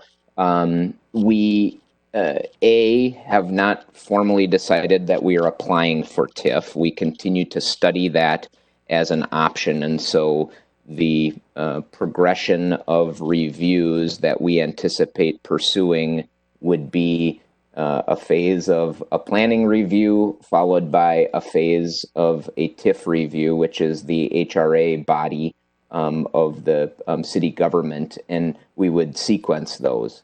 And so if we decide to pursue TIF, it would always be a trailing review of whatever phase we're at in the planning process. The use of TIF needs to demonstrate public benefit. So any TIF dollars we are awarded need to be supported by a clear public benefit. So I guess to answer your question, if our plan did not receive TIF, you would identify whatever the components of the plan are that have the most public benefit, and that's probably where we would have to identify the cost savings occur, because we wouldn't be able to fill that gap with the tax increment financing tool that we would otherwise have available to us.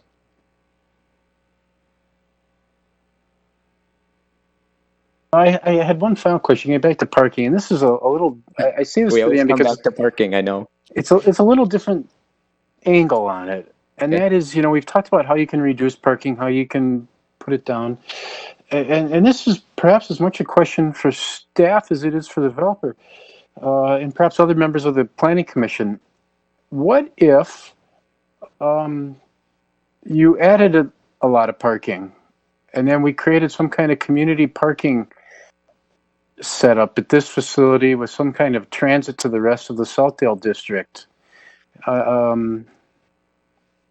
It seems to me that some kind of community parking in Southdale with a local transit might be a future item. And boy, if you're already building the biggest ramps in the district, the marginal change is different. And I'm just wondering if there's a teaming opportunity that's forward-looking for the developer in the city here. And I'm wondering if you have any thoughts about that. I can point to one anecdotal response, and then if Carrie has anything to add, certainly. We're just kitty corner adjacent to the northwest to Roslyn Park, where I'm not an Edina resident, but I understand there's a big July 4th fireworks display most years. Maybe not this year, but most years. And our site currently, even with its surface parking, serves as overflow parking for that event and any other Roslyn events that just don't have the capacity to be parked on the Roslyn Park property. And so we would anticipate that certainly that northern ramp, when, especially for off hours events like that, weekend and evening type events, would certainly be available for some type of greater community parking need than just the users on our site. Well, thank you. So that's all. I don't have anything further at this moment. I'd like to offer it back up to the commission. If anyone else has questions or comments they'd like to share, feedback on the design, feedback on the strategies. I can't see everyone. Kate, I see you. Why don't Commissioner Kate Agnew, please? Sure, someone has to start, right? So I just want to begin by saying thank you.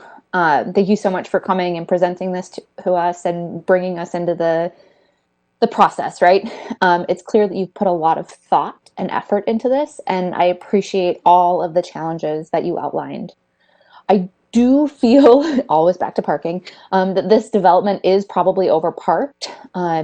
There was imagery that you were showing throughout the process that showed, even today, there's a lot of unused parking. And I live about 6 blocks from here and can attest that, even pre-COVID, there's always a lot of empty space. And so this project should really focus on providing parking that is needed for the development and not based on city code, especially given that we're potentially considering revisions to that code. I think also, given the complementary nature of having commercial and residential together, there's an opportunity to reduce that need for parking. You don't need to both fully park residential and office space when the times that they'll be parking are different. You also mentioned the high cost of parking impacting the feasibility of that 2017 proposal. And though I'm honestly concerned too about the feasibility of more office space, obviously, especially given the number of companies that are now moving to permanently work from home options. And I know you clearly are thinking about this too. And maybe the idea that you'd be phasing this in over time would mean that you don't have to overcommit to parking out of the gate, right? You can look at what's being used and then add more if that is needed.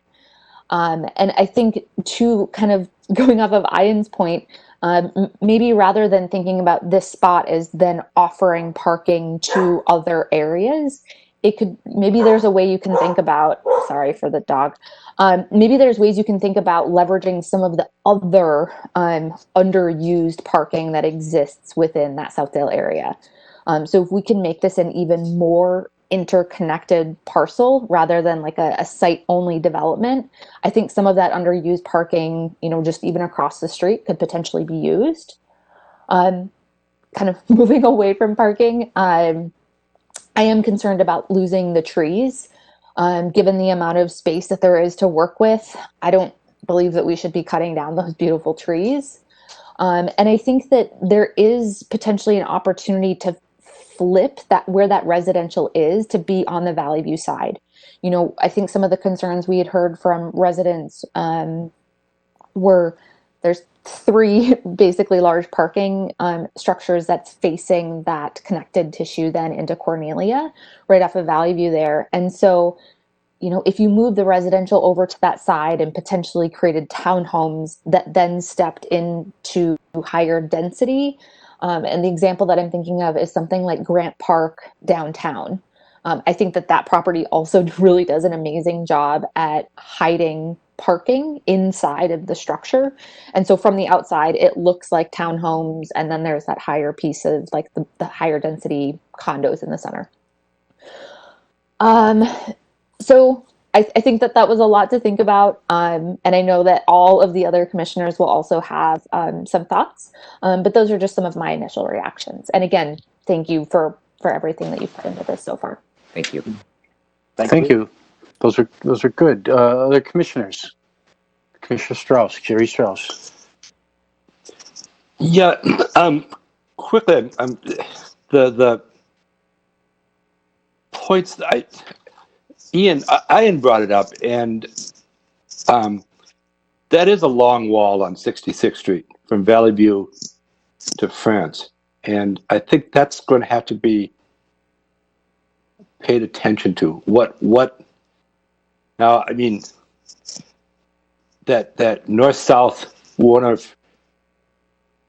a great sort of design. I mean, if that opened into an arch, through that L, easy for me to say you should give up a unit, but what a dramatic entrance and interesting entrance.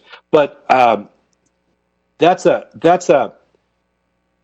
long expanse, and I think you did provide a dimension, and I think that's going to be a consideration. I may just differ with about the comment about the housing being more on Valley View. I like the 13-story at 66 in France. I think that's the right location for that kind of height. It's countered by Point of France across the street, so it's sort of, I think that's in the right place. That's why I think that's the tallest building, I believe, of the project, right? That From a corner, 66 in France. From a stories standpoint, yes, it is the office building because of the first level of office is so much taller. That's from a foot standpoint taller. Okay, but to me, I mean, I thought that residential there was the best spot. The other one, and I know you're working on it. I mean, and you presented some intriguing visuals about how to handle it. But all those parking ramps along Valley View, pretty much. I know the original feeling was, well, it kind of created the backside, to the neighborhood, and I don't expect to see that as a finish, but I believe that's going to be an important phase. Is how, and it looks like I do believe you guys are asking the questions and are struggling with them, and I don't know. That's what you're keep struggling. That's your job. Thank you. And the other one, Kate, but we have been talking about parking code issues a lot just in the last weeks and months, and stay with. That's a changing subject, and we're looking at it, and hopefully all of our suggestions kind of work in a good direction, because I think we all believe existing parking requirements are outdated, and that's what we're currently considering. So hopefully that's something you can keep digging with, and I hope Carrie might agree that we're moving towards the reevaluation of what the parking requirements are. But I think that's it, but my compliments, has been mentioned. I think you guys made a very, very impressive effort here. I like what I've heard. Thank you. To pause, actually. I see Carrie has a response, and I'm also wondering if you have any feedback, if the developers have any feedback to what they've heard so far. Maybe we should have more of a dialogue instead of just everyone giving feedback. So, Carrie, if you could hold for just a second, I'd like to ask the developers if they have feedback to what they've heard so far. Then I'd like to give you a shot, Carrie, because I know you have stuff to add. Yeah, you guys, both Commissioner Agnew and Commissioner Strauss, have hit on a couple of things that we've tried and tried to find solutions for. So I'll mention a couple of them. One, I know I mentioned we defaulted to kind of the code requirements for the one retail piece. Otherwise, our parking assumptions right now are not code driven, but they're market driven. And so we're talking to users in the market, we're talking to their brokers in the market and saying, okay, you're working with company XYZ, what type of a parking ratio do they require before they consider moving to a location? And that is the ratio that we're using, less so than the city code. So I certainly think that revisiting the city parking codes is a good exercise, but we're looking more at market demand at this point. I love the idea that, it pains us that we look across France Avenue and we see this sea of unused parking at Southdale Mall. For those that have tried to cross France Avenue, if you don't do it at one of the controlled intersections, it's a dangerous endeavor. And even crossing 6 or 7 lanes of traffic at the controlled intersections is quite an endeavor. And so it's not convenient parking. And for 6 months out of the year in Minnesota, we all want to park at a place that's convenient to where we're going. We have connected with the folks at Simon just within the last couple of weeks to just learn about what future plans or contemplations they have for that France Avenue edge of their property. And part of that discussion was, hey, would you guys ever consider an above grade or below grade crossing of France Avenue? And they said, yeah, we'd love it. Who's going to pay for it? And so it's really a funding challenge to figure out, how do you get any type of crossing of France Avenue that isn't an on-grade crossing. As far as I know, there just are no funds for it. To give you a sense, a Skyway costs about $1,500 a lineal foot to build. So you can start to play that out for the math for how to build a Skyway across France Avenue, and you go, okay, how do we fund that? So we would love, and certainly during construction, that would be our release valve for parking overflow, both for our contractors and any site users, using a shuttle bus to be able to access the buildings from the Southdale Mall. We just don't have a convenient way to access it right now, and so don't view it as a long-term alternative. We, as far as where to position the height on the site, if you talk to the folks in the Lake Cornelia neighborhood, they want it as close to France Avenue and the 66th Street intersection as possible. If you talk to the folks in the Point of France residence, they want it as close to 69th and Valley View as possible. So we recognize that we're not going to please everyone with the location of any height on the project. And we did choose that northwest corner for the 13-story residential. And we chose that height for now because it is mirrored and matched by an existing residential mid-rise building just to the north.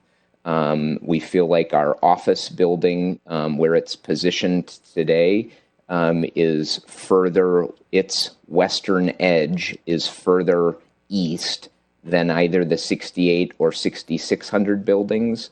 And so we've tried to position that height east enough where the impact to the Lake Cornelia neighborhood is minimized.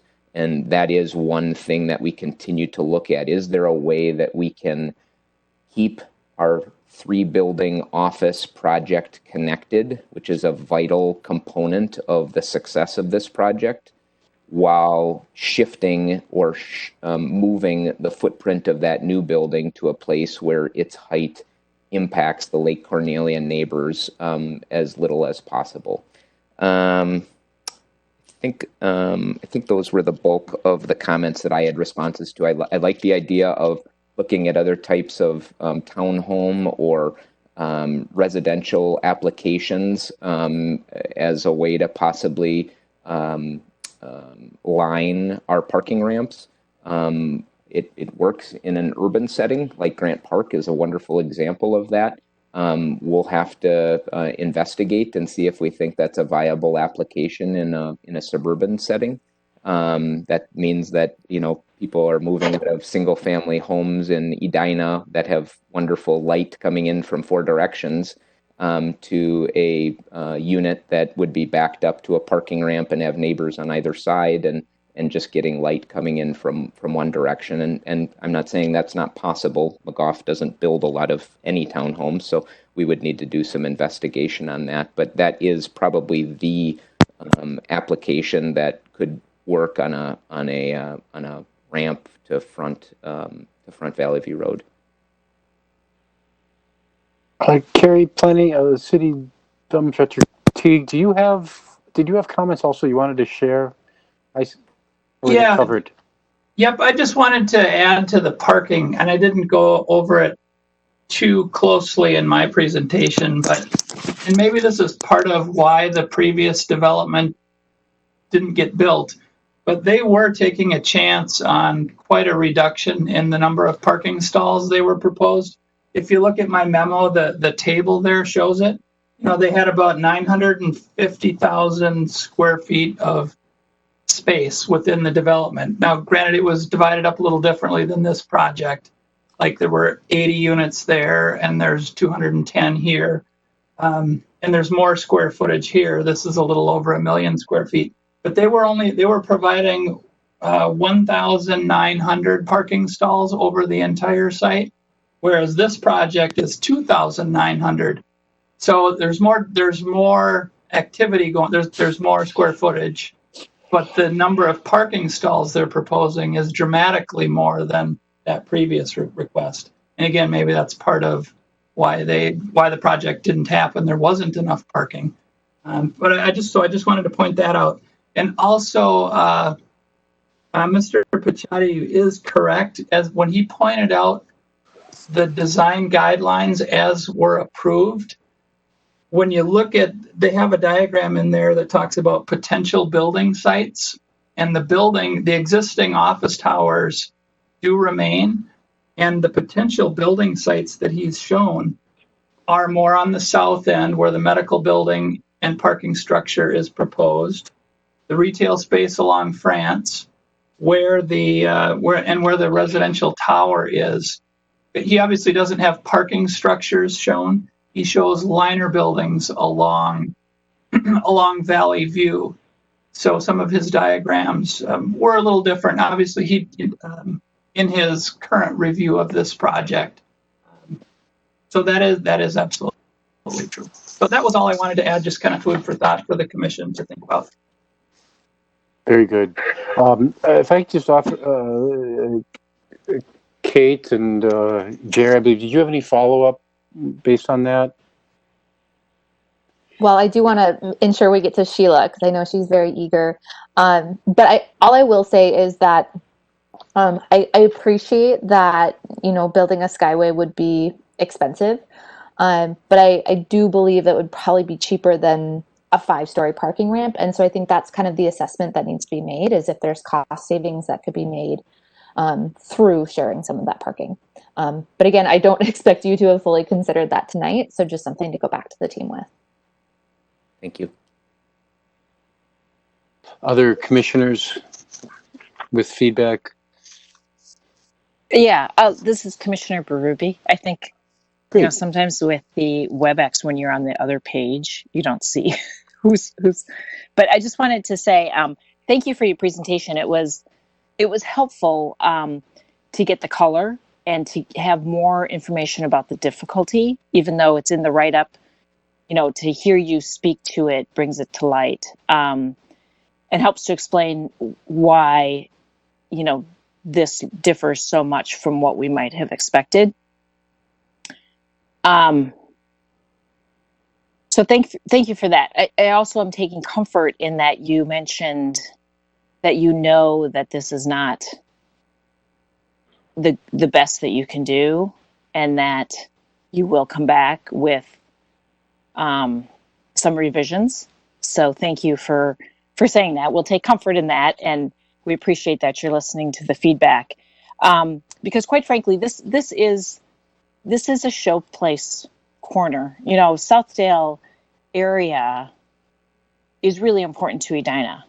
It's important to the whole region, and this is an important corner of the whole Southdale area. So we can't be backward looking. We can't be driven by the car. We need to be forward looking. And so despite the difficulties in the water table and some of the logistics, we need to make this the best corner we can make it. It's just such the location of it and the size of it merits really good, creative, a dynamic interchange, and it's just not there. And I trust that you know that, because you said that you need to make some changes. We need to see interconnectivity. We need to see, to break up the blocks. We need to see, you can't have a 400 square foot wall. It's that. And as much as, we spend a lot of time talking about parking, we don't want this to be car driven. You need to make it work. And it's just way too valuable to the Edina area and really the whole region. It's a way too valuable piece of property. And keep those trees. Last time we heard the proposal, a big part of it was being able to keep the oak savanna as it was described. So I think that's non-negotiable. You can make it work. We need to see some creativity. So thank you for listening, and we'll look forward to seeing the next iteration. Thank you. Thank you, Commissioner Berube. Applicant, did you have any feedback? I don't know. Can we just keep responding, Ian, maybe, and then? Okay, sure. Joanne, do you have? Is that okay? Comments? I just let the planning commissioners finish. Okay. Sure. I just didn't want them to feel like they were overwhelmed, so I want to, if there's any dialogue. Joanne, did you have comments? I do. Is it okay? Sure. Commissioner Joanne Olson. Thank you. So I really appreciate your presentation too. It was really good to hear some of the, difficulties with the site, and I think that we've seen that before. And I really appreciate all the comments from the other commissioners so far, and support almost all of them. So just to reiterate, one of the things, you have parking. I don't know if you want to pull up the site again, but the site plan. I'm on it. It'll just take a little second.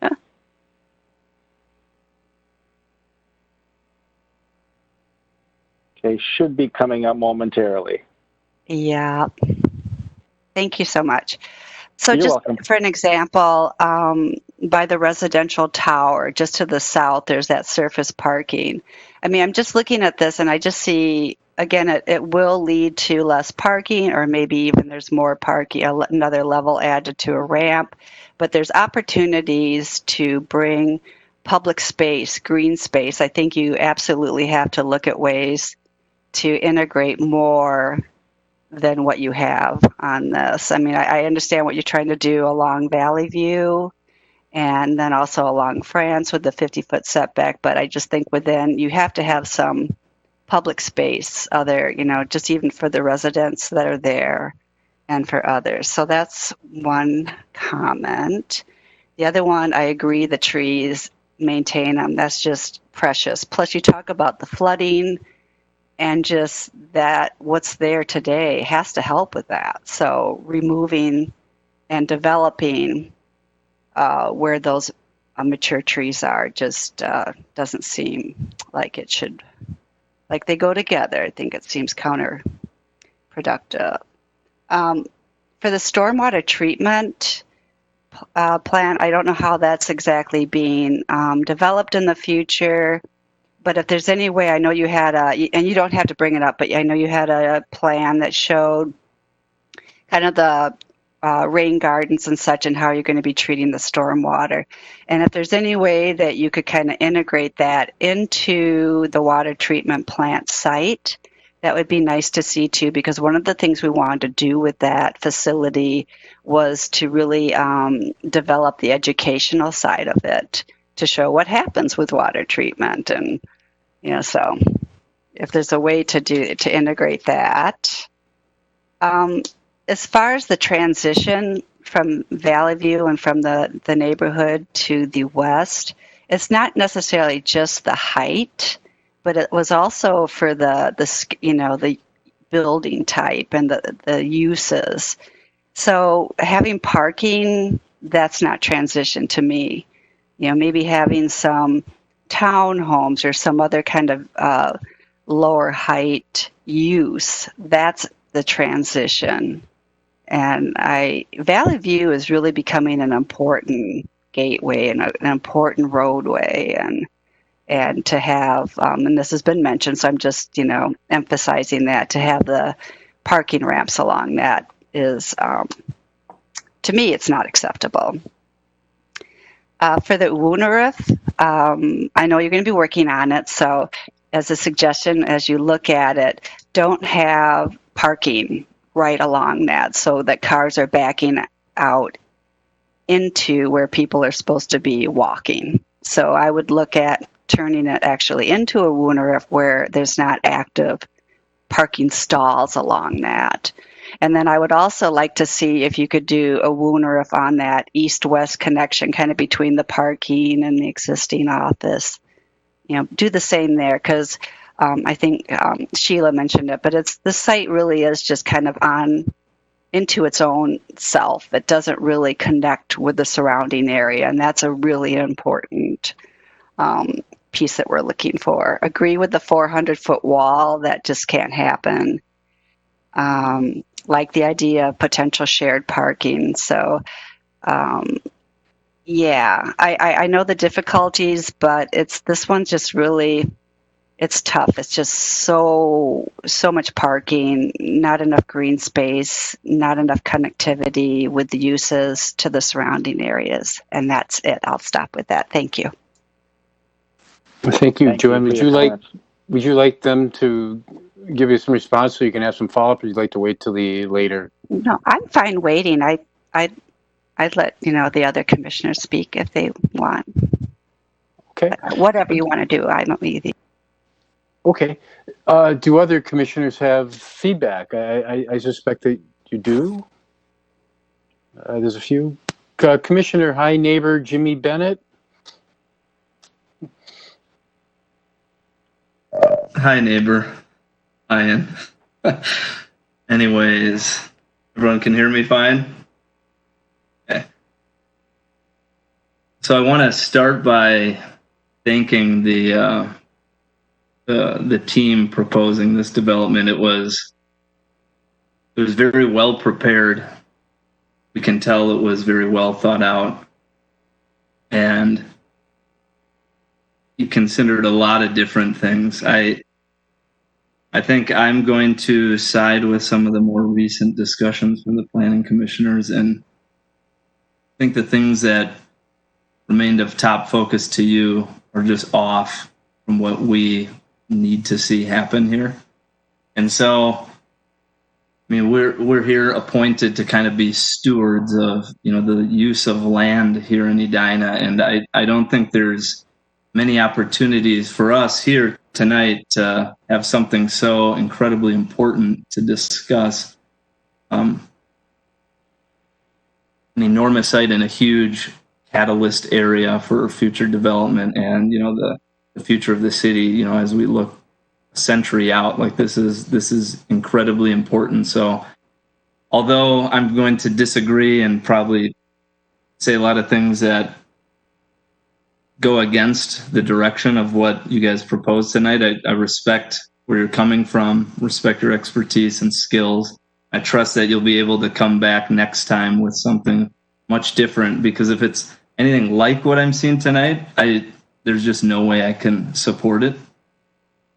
That said, I want to break kind of this discussion down into, I try to narrow it to like 3 categories so I don't ramble on and on for a half hour like I usually do. So I'm going to talk about suburban strategy and sustainability. So the first thing, suburban. So upon first glance of just seeing this, if I were to base all of this on what I heard you guys say tonight, it sounded like it's hitting the mark. But then when I see it implemented, there's just something that's missing. And I think it just still fosters this very suburban concept. It seems like a very immediate and logical transition to the Southdale Center, which was a very innovative commerce area and was a national symbol for innovation, but it also was super car-centric and suburban. And this seems like just that logical transition forward. That was in 1956. Here we are a lot later. And I expect next time, as well as I expected tonight, to see something that is bold and future-oriented and innovative and inspires awe. Because we have an amazing opportunity with an incredibly large site. So 22 plus acres, I think we don't usually see that scale before us. We usually see something, maybe 1 to 3 acres. And I think it's easy to lose sight of how that land is treated. And what we see tonight is a lot of stuff spread out a lot. A lot of it's very car-centric. A lot of the footprint is parking, surface parking, and it isn't much of a change over the green space that was there for the last 60 years. So that needs to change. So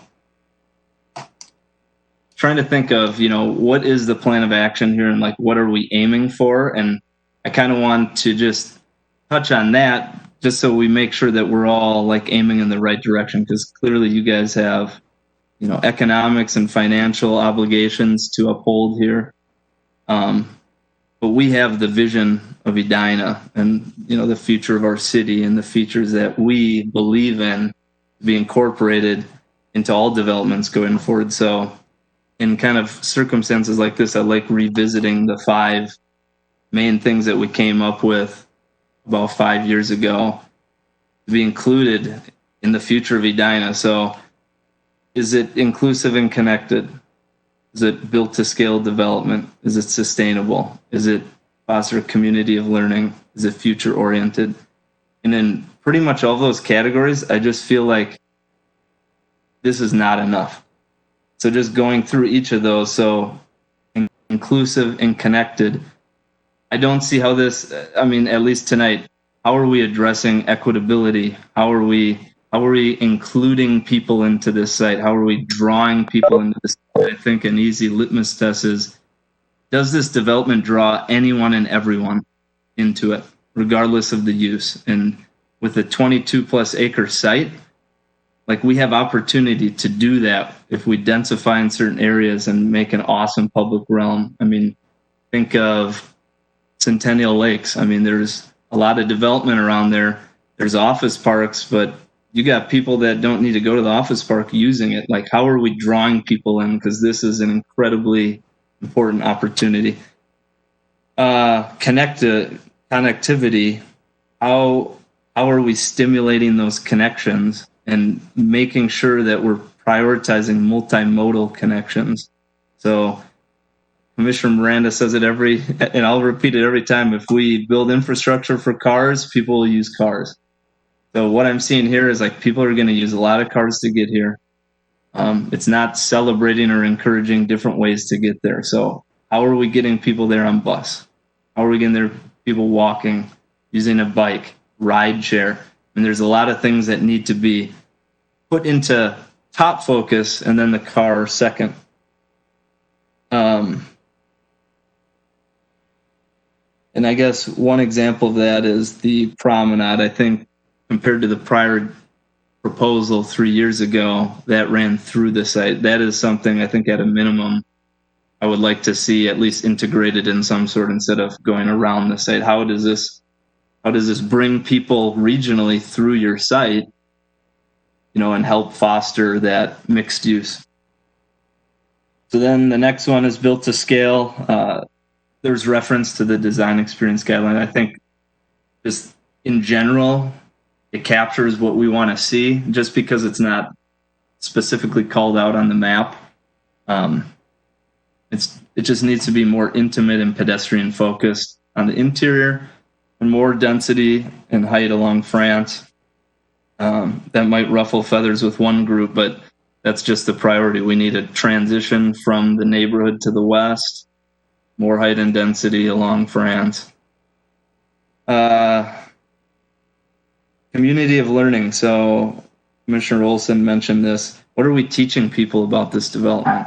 And I'm kind of saving sustainability for the end. How do people experience that when they walk through the site, when they see the site? 2 years ago, we were presented a plan for the water treatment facility.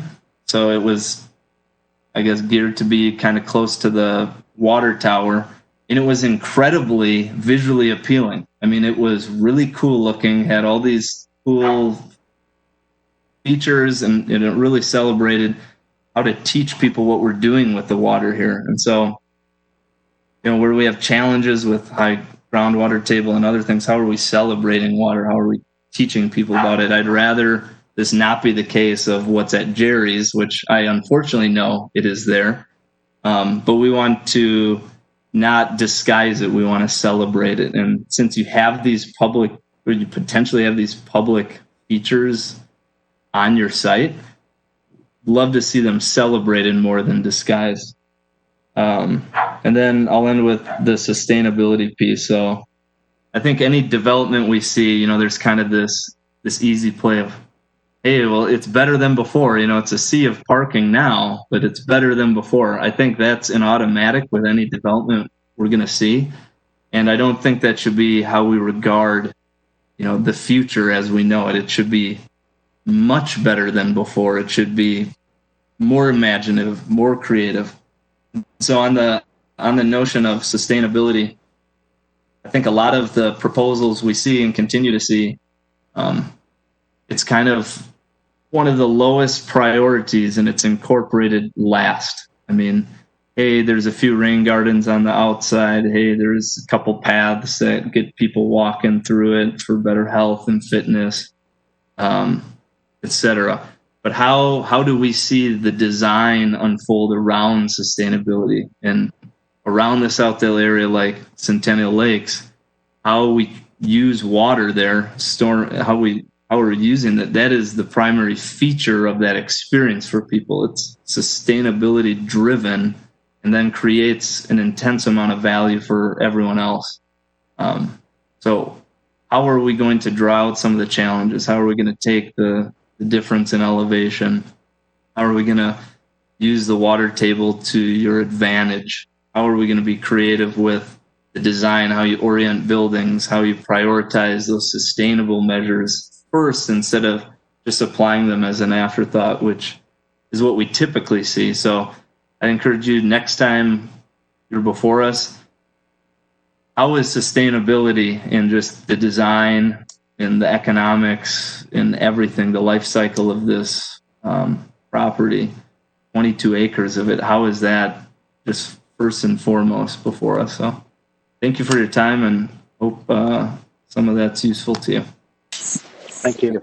Thank you, Commissioner Bennett. I would like to pause at this point and allow the applicant to, because there may be follow-up questions. There's a few of us that haven't given our feedback yet. Does the applicant, I mean, you can, if you'd like to respond now, you can, or otherwise we can wait till after everyone else. What would you like to do? You've received a lot of feedback already. Would you like to wait or take everything and then address it all at once? We can do that. Yep, if people want to keep going. Okay, thank you.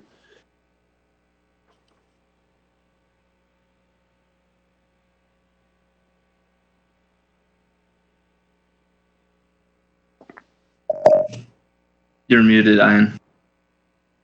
I hit that. Commissioner Lou Miranda, please, Lou, it's your opportunity. Oh, okay, thank you. Well, I want to thank Commissioner Bennett for hacking into my iCloud account and stealing all my ideas. No, seriously, he made a really good presentation, so that will cut down on what I say by about half. I want to start out with the human scale of this thing, and Commissioner Bennett brought up the physical size of the place.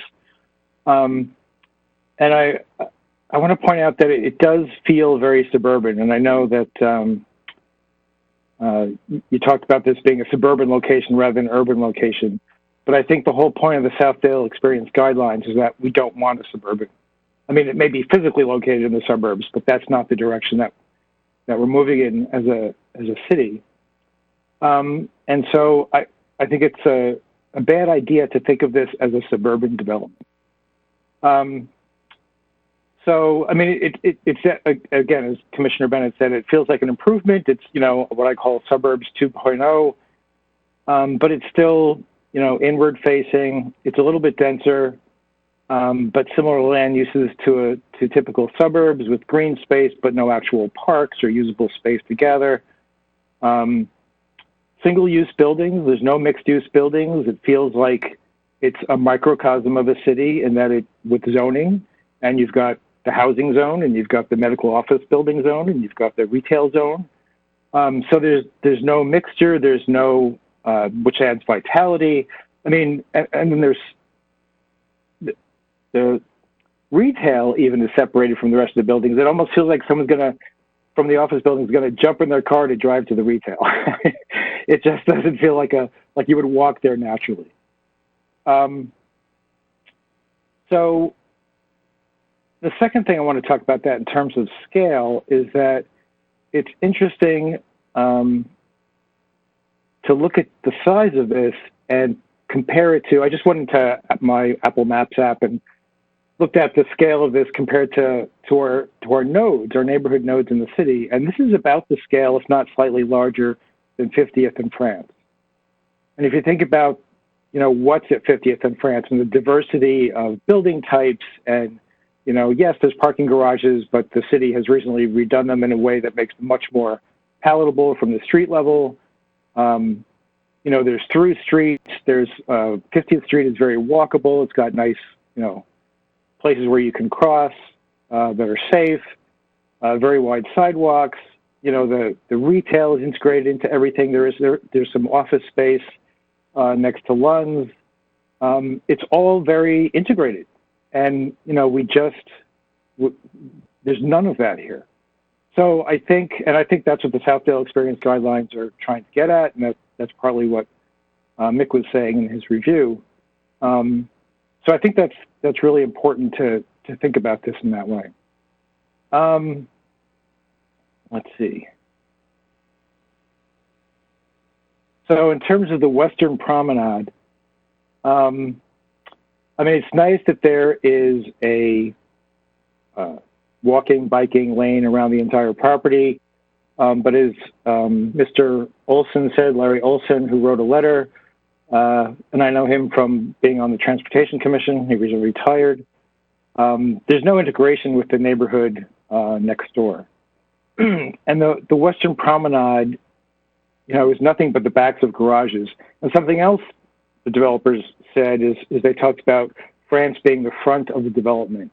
Well, again, the design experience guidelines are saying that there is no front, there is no back. There's different faces to it. And certainly the France face is going to be very different from the Valley View face, but they're both front faces. And I think that kind of feel is important to get in the development of this.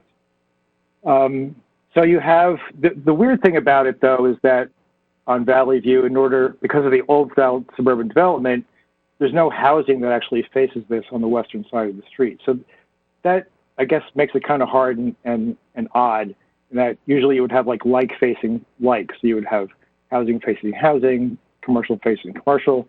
So there's just trees on the western side. But nonetheless, I think there is a connector, 68th Street, and again, Larry Olson mentioned this, that should be used really as a jumping point from the neighborhood into this development. And you talked specifically about this not being necessarily regional retail like you would have on the east side of France that demands higher rents, but this is more retail oriented to the neighborhood next to it. And yet the retail is on the opposite side of the development from the neighborhood itself. So I'm not saying move all the retail to the other side, but I wonder if you could, people have talked about having townhomes or something lining the western edge or the parking garages at least, and maybe, one or two small commercial spaces there, a coffee shop or a little, not a grocery store, but, some place to pick up things, whatever, that people from the neighborhood could literally cross the street there, pick up and go home, or pick it up on the way home from work or something. Just build it into the neighborhood, kind of the way 50th in France is both a neighborhood unto itself, but also integrates into the neighborhood around it. I think that integration is really, really important. And because the Western Promenade, which is supposed to be this transition zone is just parking decks, it feels completely dead. So even if you did want to, even if you created this perfect biking and walking path with trees on both sides and everything, there's nothing to engage you as you go past it. You can't people watch. There's no housing there. There's no place to stop and get, an ice cream or something. I mean, it's green, but it's completely dead. And this is the problem with green space, as it's traditionally been done in suburbs, is that it's not organized in any way. And so there's nothing to draw you there. Whenever we get these development proposals, there's always like lots of green space and they show all these people all over the place. And yet when these things are built, nobody goes to these places because there's nothing there. So I think that's important to think about. Let's see.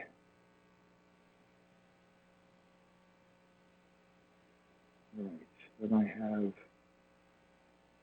okay, transportation. All right, so, all right, I said that already. So in terms of the VUNERF, I think the idea with the VUNERFs, as Mick proposed them, or as they were agreed upon in the Southdale area guidelines, is that these are connectors. So they go the entire length of the Southdale area. Of course, that's not all going to happen at once. It's going to be development by development. But the idea is that they need to go the entire length of the development. So they connect both to the streets and to the properties on the other side. Now, across 66th Street, there's a large building that's not moving anytime soon. So the importance of that connector may not seem very important, but 66th Street itself is an important commercial and just transportation corridor throughout the city, or the eastern edge of the city. And so I think it's important that that VUNERF, which seems to dead end at the parking and residential on the northeast corner, I think that needs to go through. And that would help break up that 400-foot wall that other commissioners have complained about. So I think that might be a way to kill two birds with one stone. The second thing about the VUNERF is that well, as Commissioner Olson said, by having parking on it, you're basically it's basically a driveway and a parking lot. I mean, and I realize this is early days and you're just sketching it out or whatever, so that's fine. But as you're thinking about this, I think it's important to think of this as being more than just a parking area or a driveway, which is the way VUNERFs are often thought about in America. And something you said was that the VUNERF accommodates pedestrians and cyclists, and that's backwards. VUNERFs should accommodate cars, but they should primarily be about pedestrians and cyclists. And so if you think about something like 50th in France and 50th Street going through there, even though there's a major street going through there, it's easily walkable. You don't feel like cars are constantly in your way or anything because there's no drive, except for the parking lot for lunch. There's no cars going through there. And so it's the absence of cars in that area that make it really vital and a place for pedestrians and cyclists. In in terms of east-west connectors, and again, connecting to the neighborhood, again, something Larry Olson said was, connecting to 68th Street on the west. I realized that, it's with a building there, it's impossible to have a through street there. But I wonder if you could, along the line of a Wooner, you could have something that would be pedestrian and cyclist only that would connect 68th Street on the west side to France Avenue through or along these buildings. And that way, you're not building, having the infrastructure for a street, but you're just having something that's more pedestrian bike friendly. And you could possibly reorient some of the retail along that. But that's just an idea for that. One thing about, and this is something I kind of disagree with the guidelines, is that, and this project grasps on that pretty hard, is the wavy sidewalks. I mean, wavy sidewalks are ornamental, but they're not transportation. And so when people walk from one place to another, you see this on college campuses, you see this on larger developments, developers will put in sidewalks or landscape architects will say where the sidewalk should go that look very nice, but then people always walk in straight line, right? So if you want to go from the store to the parking lot, you're going to walk straight. If you want to go from the store to your house, you're going to walk in a straight line. And so I think it's really important to keep those walkways straight. The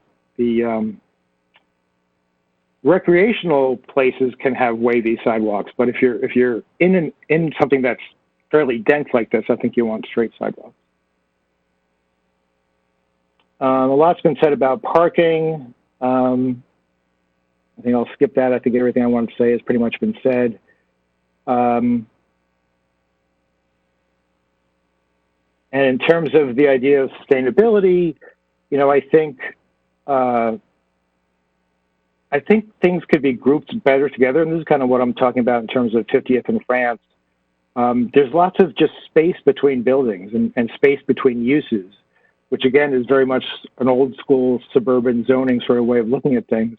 And when you do that, people are less likely to walk and they're more likely to drive because they have so much space to walk past. And so I think it's important as much as possible to group buildings together more so than they are. I also agree about the trees. I think the trees, maybe every tree can't be saved, but I don't think enough effort is generally put into saving large trees. And I guess that's it for now. Thank you very much. Thank you, Lou. Do any other commissioners have anything they'd like to share? I just have a few things. Flipping. Okay. Well, I just had a couple things. So I first of all, I want to thank the applicant. I think there's a lot to like in this program, this proposal tonight. I like the height of some of the buildings. Very comfortable with the density. Could probably even get more comfortable. I like the idea how you're trying to address some of the issues and deal with the challenges of the existing buildings. I recognize you're trying to save buildings. I like the idea of how you're trying to figure out good solutions for stormwater and some of the city's possible needs for a stormwater treatment facility and a public service area. And I think I also like the manner in which you presented this as a continuing dialogue of trying to find the best solution. We've talked about things, parking somewhat, but even more so some of the pedestrian experience. I sense that you really wanted to think of a way to make the pedestrian experience as as optimal as possible. And so I like a lot of those things about it. I think you've gotten feedback from the commission. I think you've gotten a lot of good detailed feedback. I hope you take that and think through it. Other substantive comments, again, I would just reiterate something I said earlier, and I think some of the commissioners have discussed regarding parking is I wish you would think of more affirmative actions you can take regarding traffic programs to really drive people to come to use other modes than the car to get to the facility. And I'd also encourage you and the city to think through any kind of way to think through using this facility to help with needs elsewhere in the district regarding cars and parking. And maybe there's some way that, to leverage both of those. Otherwise, my main comment is something that I alluded to an hour ago, which is I'm a little stressed about the process for this one. As I think Commissioner Bennett said, we often get sketch plans that are 1 to 3 acres, and it's much more digestible and to kind of have a one evening meeting, give some feedback, developer goes back, comes back, and and we can discuss what's been done and what hasn't, and vote up or down and whether to approve it. With this one, I was hoping even in the meeting itself to have it in a dialogue format. I recognize the developers have done a lot of dialogue with neighbors already and with staff and with the city's outside architect, Mick Johnson. I wish there was a way that we could have further dialogue before going forward with the with a proposal for up or down. I just suspect there's going to be a lot of solutions that are going to pop into people's heads over the next couple of days. I saw some things here that I would suggest, but I don't really want to dive into move this building here or combine these two buildings. I think you've gotten the concepts. So if there's some way that we could come up with another process by which we could share and iterate on ideas, I wish we could find that. I think it would be to everyone's benefit. So that's all my comments. At this point, I'd like to allow the applicant the opportunity to respond, and perhaps after the applicant speaks, other commissioners may have feedback based on that, or a little dialogue here. But I'd like to turn over to Mr. McIntosh, Mr. Picciotti. What do you think? Thank you. Carrie, before I try to respond to some of the themes that I heard come up, do you want to talk at all about process, and as much as for anybody, for me to just clarify maybe what possibilities exist after tonight? Sure. You can always come back with another sketch plan if you'd like. Yeah. It's up to you. We've reviewed this site. There's the previous plan and the history there. There's the sketch plan, the feedback you're getting from Planning Commission, City Council. So if you feel that that's enough for you to come back with a formal application, you can do that. If obviously there was a lot of concerns and recommendations here, rather than investing a lot of money in detailed plans, you can come back again and go through the same sketch plan with Planning Commission and Council if you'd like. Good, thank you. Well, thank you all for the feedback. That is the type of response we were looking for tonight. We didn't expect to get perfect 10 scores from everybody across the board, and so some of the concerns and challenges that were brought up tonight are things that we've already considered and attempted to incorporate or decided not to incorporate. Some of them were new. I'm not going to touch on all of them, but I picked up on a couple of themes, and so maybe I'll point out a couple of themes and focus on those items where we have considered it already, and then we'll leave the other ones for a future date. And then, Victor, if I miss anything, feel free to piggyback on any of these. Trees. So we agree that the mature trees are a wonderful amenity to the site. We, in our initial review of the plan, had 2 parking structures, a north structure and a south structure, and there was no central parking structure. And in our review with neighbors, before we actually shared that plan, we just had an initial meeting where we talked about concepts and left it off with the types of uses that we would consider at any of the locations on the site. we got all the feedback. No, there's too much volume of parking at the north of the site and the south of the site, and you need to redistribute that to the middle of the site. And we said, well, if we do that, that's going to impact the trees that are currently in that area. And it wasn't unanimous, but we got plenty of feedback that said, that's fine. That's a better use than having the volume of parking on the north and the south and concentrated in those locations. We want it further distributed throughout the site. So the plan you're looking at now has already responded to some of the volume of parking concerns that we received from neighbors. And therefore it impacted some of the mature trees on the site. We've mentioned it, but it's our hope that we can maintain some of those mature trees along Valley View to continue to screen. And obviously the city has requirements that we would meet or exceed for the types of landscape that would be added to the site for new trees that would be distributed throughout the project. So that gets back to parking. It always gets back to parking. So we will continue to test ourselves for what's the appropriate parking. I know that this body is challenging us to be forward-looking. I respectfully disagree that if you design a site that doesn't allow for parking, then people will figure out other ways to get to it. Office users are one of the first boxes they check when they are looking for locations is how many parking stalls does it have? And if your site doesn't meet that, whatever their number is, 3 per thousand, 4 per thousand, 5 per thousand, they're going to pick a different site.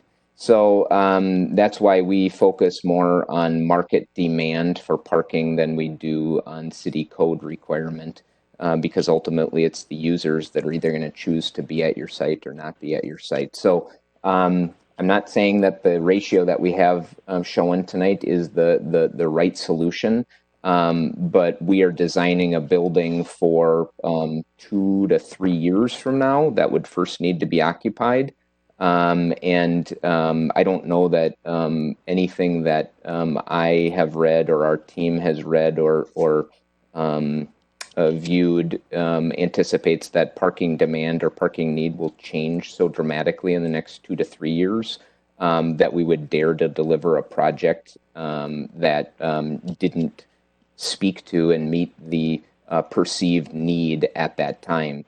One of our goals is to try and figure out, if we don't need this parking, we don't build it in future phases. So again, the phased approach of adding parking to the site is a good one because it gives us the ability to respond to future changes in parking. But it also allows us, Commissioner Bennett mentioned, look 100 years down the road, and I think we all wish we had that clarity to do that. This is a site that's already 50 years old only, and at the pace that the world is changing, every structure on this site is going to probably have a totally different use 100 years from now. So I think we are trying to look as far ahead as we can. And if we don't need to build that parking, it certainly gives us the ability to look to a different use at that portion of the site. Or if 10, 15, 20 years from now, which, the types of ramps that we're building don't have a 100-year useful life. So whenever their useful life is up, it gives us an opportunity to reposition that portion of the project for a more active use when we are not maybe as dependent upon vehicles for our transportation. So that's trees and parking. Sustainability, I'm just going to touch on sustainability. This came up in some of our neighborhood meetings too. Again, at a conceptual plan level, it doesn't allow maybe to speak to the ways that we are already contemplating sustainability because a lot of those get incorporated into design or the final details. So I'll just, I'm going to read through. HGA has on their team a team member, Amanda Nanemacher, who's exclusively focused on sustainability. And so she's put together a list here, and I'll rattle off some of these things that will be considered. They won't all be incorporated, but they're discussions that we've already had for future design considerations on the site.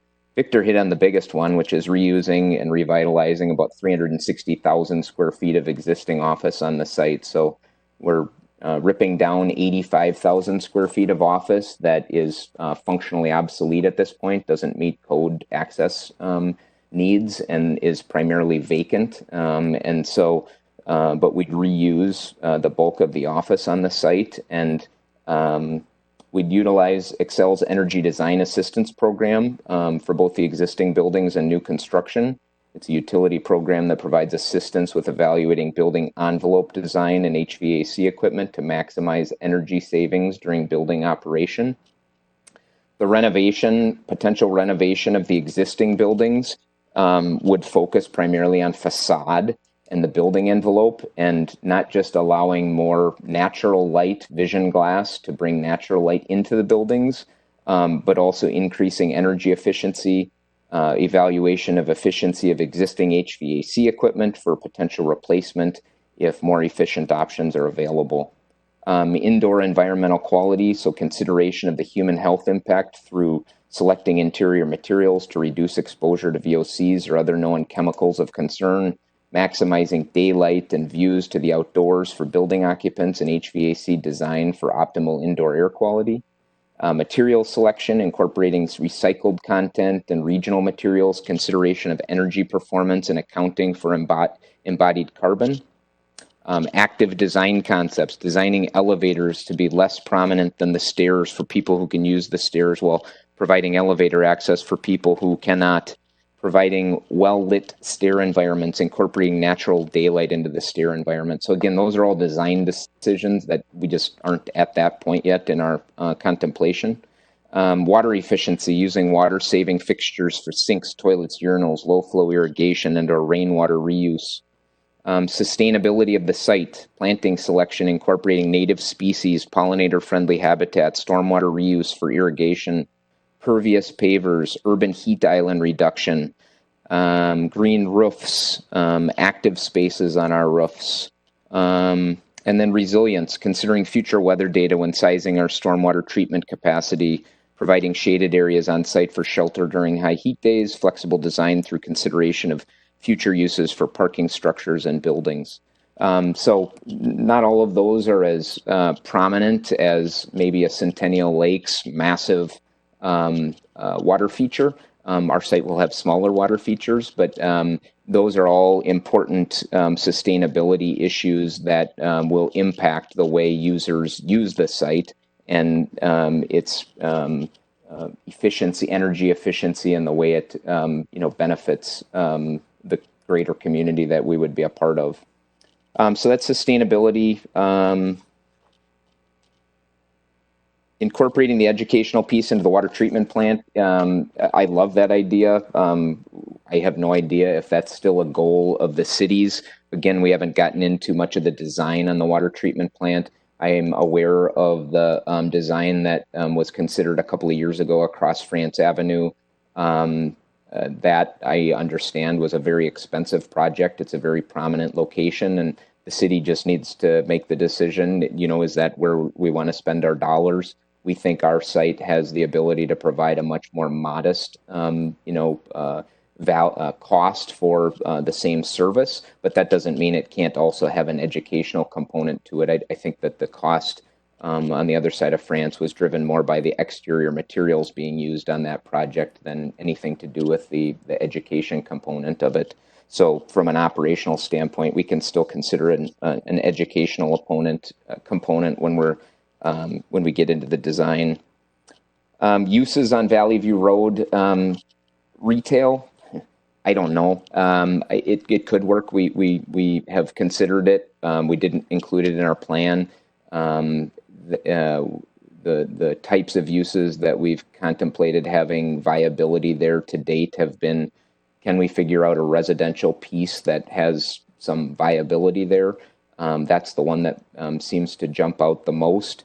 We've talked about daycare, which I guess is a retail type use, maybe not a service type retail use for, maybe they can serve coffee at the daycare, but a daycare piece. As far as a standalone or incorporated coffee, we'll have to see if there's an operator that thinks that there's enough traffic and density there on the Valley View side to make a go of it as a viable business.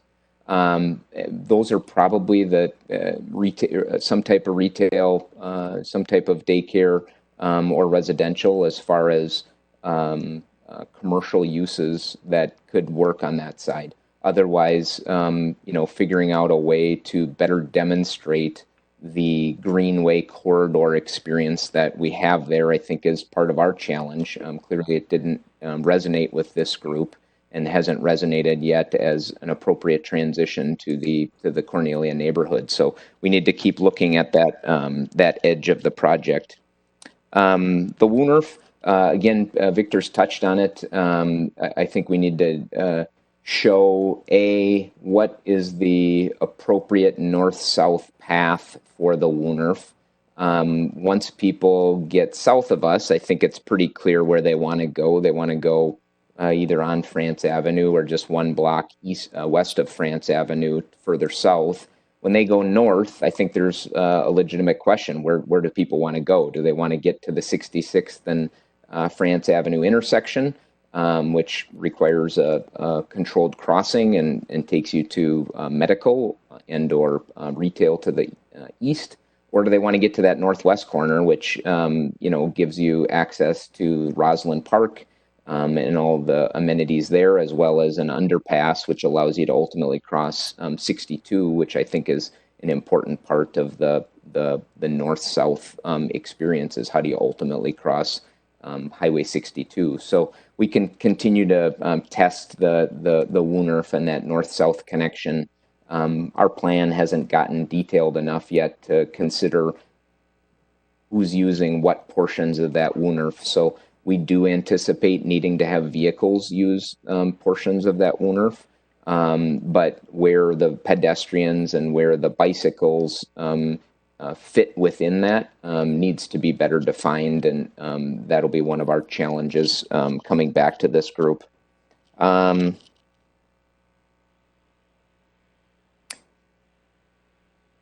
then balance. I'll just finish with my own kind of comment is I appreciate this group doing their job of trying to best represent the city through appropriate decisions on land use and holding developers accountable for the decisions and the projects they're bringing forward.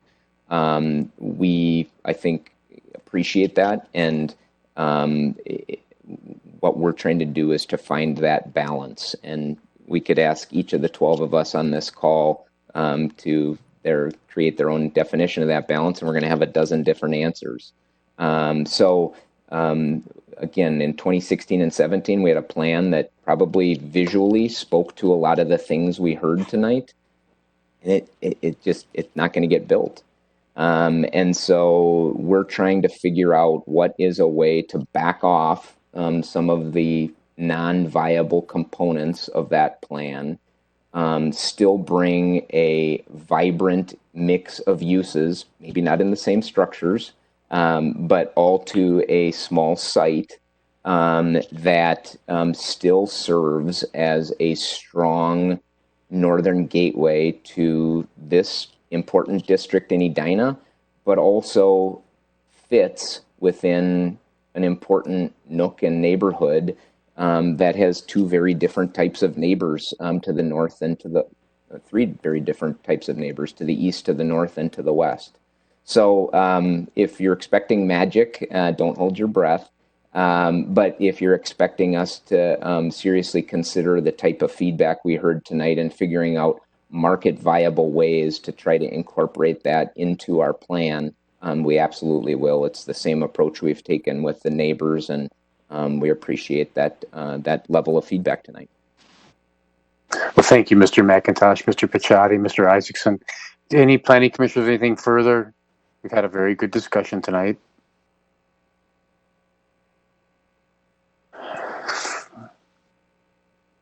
Well, I think that concludes the discussion. Thank you very much for your presentation, for your patience, and your dialogue. Thank you. Thank you, Chair. Thank you, Commissioners. Thanks, Gary. Thank you all for your time. Appreciate it. Thank you.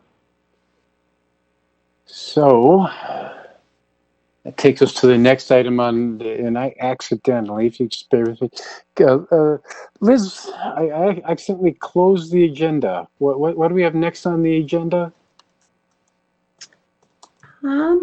Let me take a look real quick. I don't have it in front of me, but I can get it real quickly. Just one moment. So next is the correspondence and petitions, and Thank then you. the chair and member comments after that. Thank you, Commissioner Agnew. Carrie, do we have any correspondence petitions besides the comment from Mr. Olson? No. Okay, chair and member comments. Members have any comments? I actually don't. I mean, we're going to continue talking about parking. That'll be an issue. I think I'll defer at this point to staff. Lou had a comment, I think. Right, Lou sorry, was yeah. raising his hand. Oh, I'm sorry. Lou, what That's do you okay. have? Well, one thing related to what we just saw, but it wasn't for the developer, so I didn't want to bring it up there. But I looked in the Southdale experience guidelines and the Southdale plan itself while I was reviewing this to look at transportation aspects of it. When I joined the Transportation Commission, the first thing that we saw was a transportation plan for the Grandview area.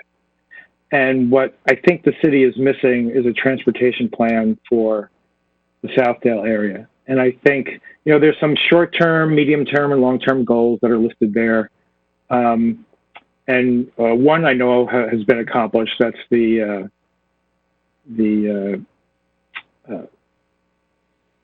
minibus that goes around from around Southdale. The South Loop goes around Southdale, and the North Loop goes up to 50th and France. The North Loop was recently discontinued. The South Loop continues. But when we put developers on the spot because we are asking them to create a future transportation friendly place that's bikeable, walkable, and has transit. But if the city doesn't have transit plans, if the city doesn't have bikeway plans, we have a bike and pedestrian plan, but it doesn't address Southdale in any significant way. It doesn't have any extra density of bikeways and walkways in the Southdale area. So I think that's something the city, maybe it's something the Planning Commission and Transportation Commission need to work on if the city council thinks it's important. But anyway, I just want to say that I think we need a transportation plan for the Southdale area because we're going to run into issues like this where, I think developers don't really understand what we want and how we're going to get there. And I'm not even sure the city really understands how we're going to get there. Thank you. Lou, I think that's a good comment. It's something that was contemplated during the creation of the Southdale plan. It's a very, it might not be it wasn't within necessarily the scope of the comp plan, small area plan type activities, and it may involve the Transportation Commission as you discussed, and also as you probably know, with Southdale, the Southdale district, there's it involves a different governing body too. The Hennepin County has a lot of input on some of the major roads, but that definitely was contemplated, and I think that's a big thing to step into. I think it'd be very helpful to really envision what transportation is going to look like, because that kind of drives. I agree with you. I think how transit works in Southdale drives the land use to a large degree, and they need to to really achieve a new vision for Southdale land use. A new transit plan would be very helpful.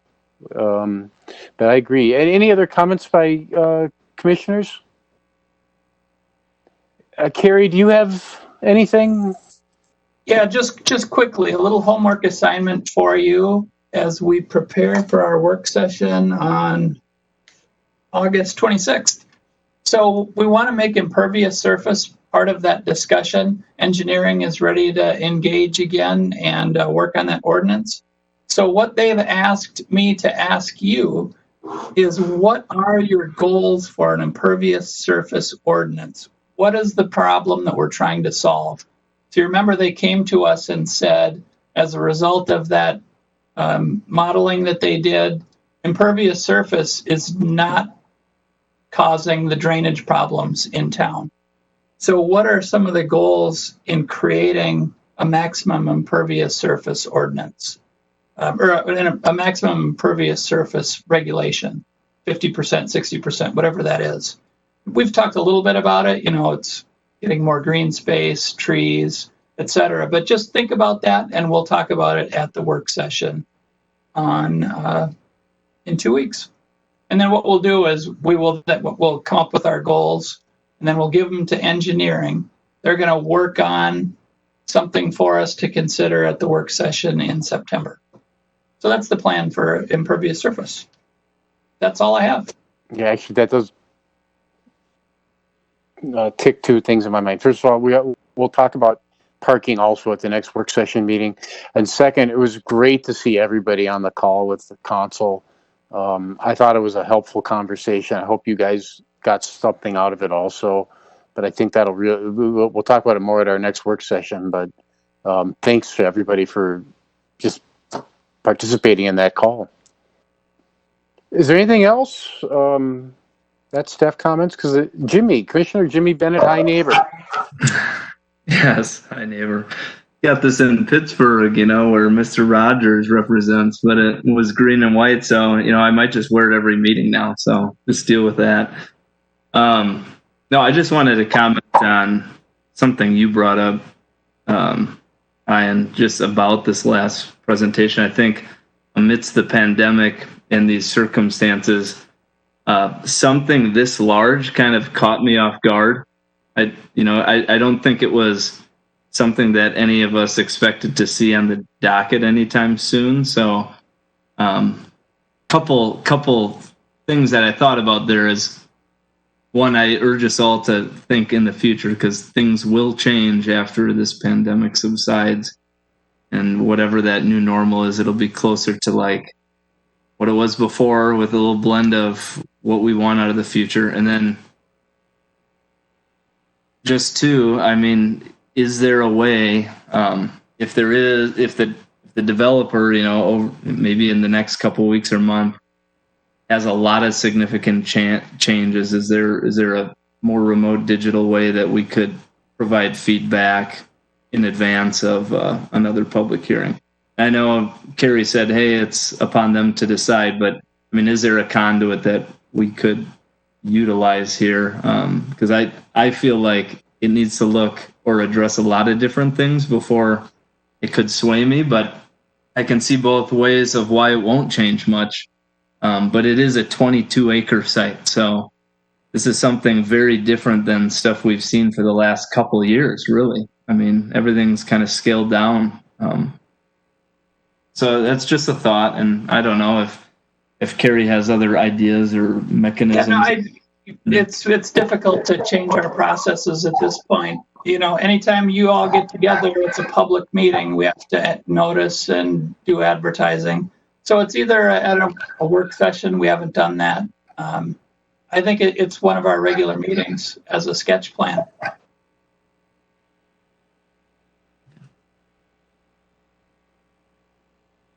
Thanks, Jimmy and Carrie. Jimmy, do you have any further? No, you just kind of got the ball rolling for me on that. I never thought of that until tonight, but I definitely, it seems like that'd be something that I would like, but I know we can't change our process, but why can't we? Yeah, maybe something we think about how to, Well, again, it's every time we meet, it's a public meeting, and it has to be, like this and noticed. So do we want to add a special meeting? It's something like that. I think we can accomplish what you're after using our current processes, just an additional sketch plan. As you mentioned, it's 22-acre site. It's huge. And there was a lot of feedback. There was a lot of, if you don't do this, I'm not going to support it. The city, they're not entitled this kind of density, this development. You can, if you don't like the plan, if they make a formal application, we're not obligated to approve. If people, you have another bite at it, even with a formal application. And you've provided a lot of feedback tonight. Carrie, if people have further thoughts tomorrow or next Monday morning, can they send them to you and you can funnel them on? Sure. That's something. Okay. Anything further on that? I mean, I think it's, process is an important issue. I mean, because, you want to make sure that we're having the best conversations with applicants we can. I think it's in everyone's interest. So, being a government organization, there are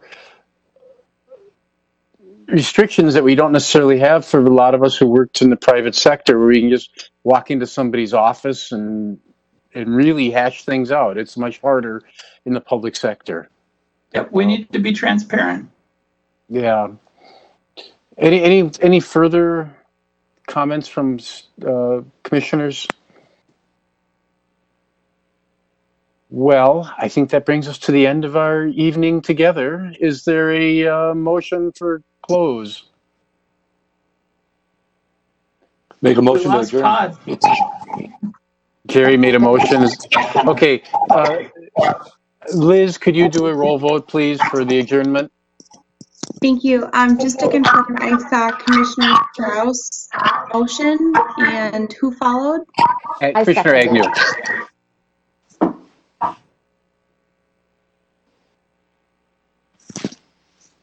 Thank you. Okay. Commissioner Agnew? Aye. Commissioner Bennett? Aye. Commissioner Strauss? Aye. Commissioner Berube? Aye. Commissioner Miranda? Aye. Chair Nemrov? Thank you, Liz. Well, thank you, everyone, for a good discussion, and I hope you have a good rest of your week.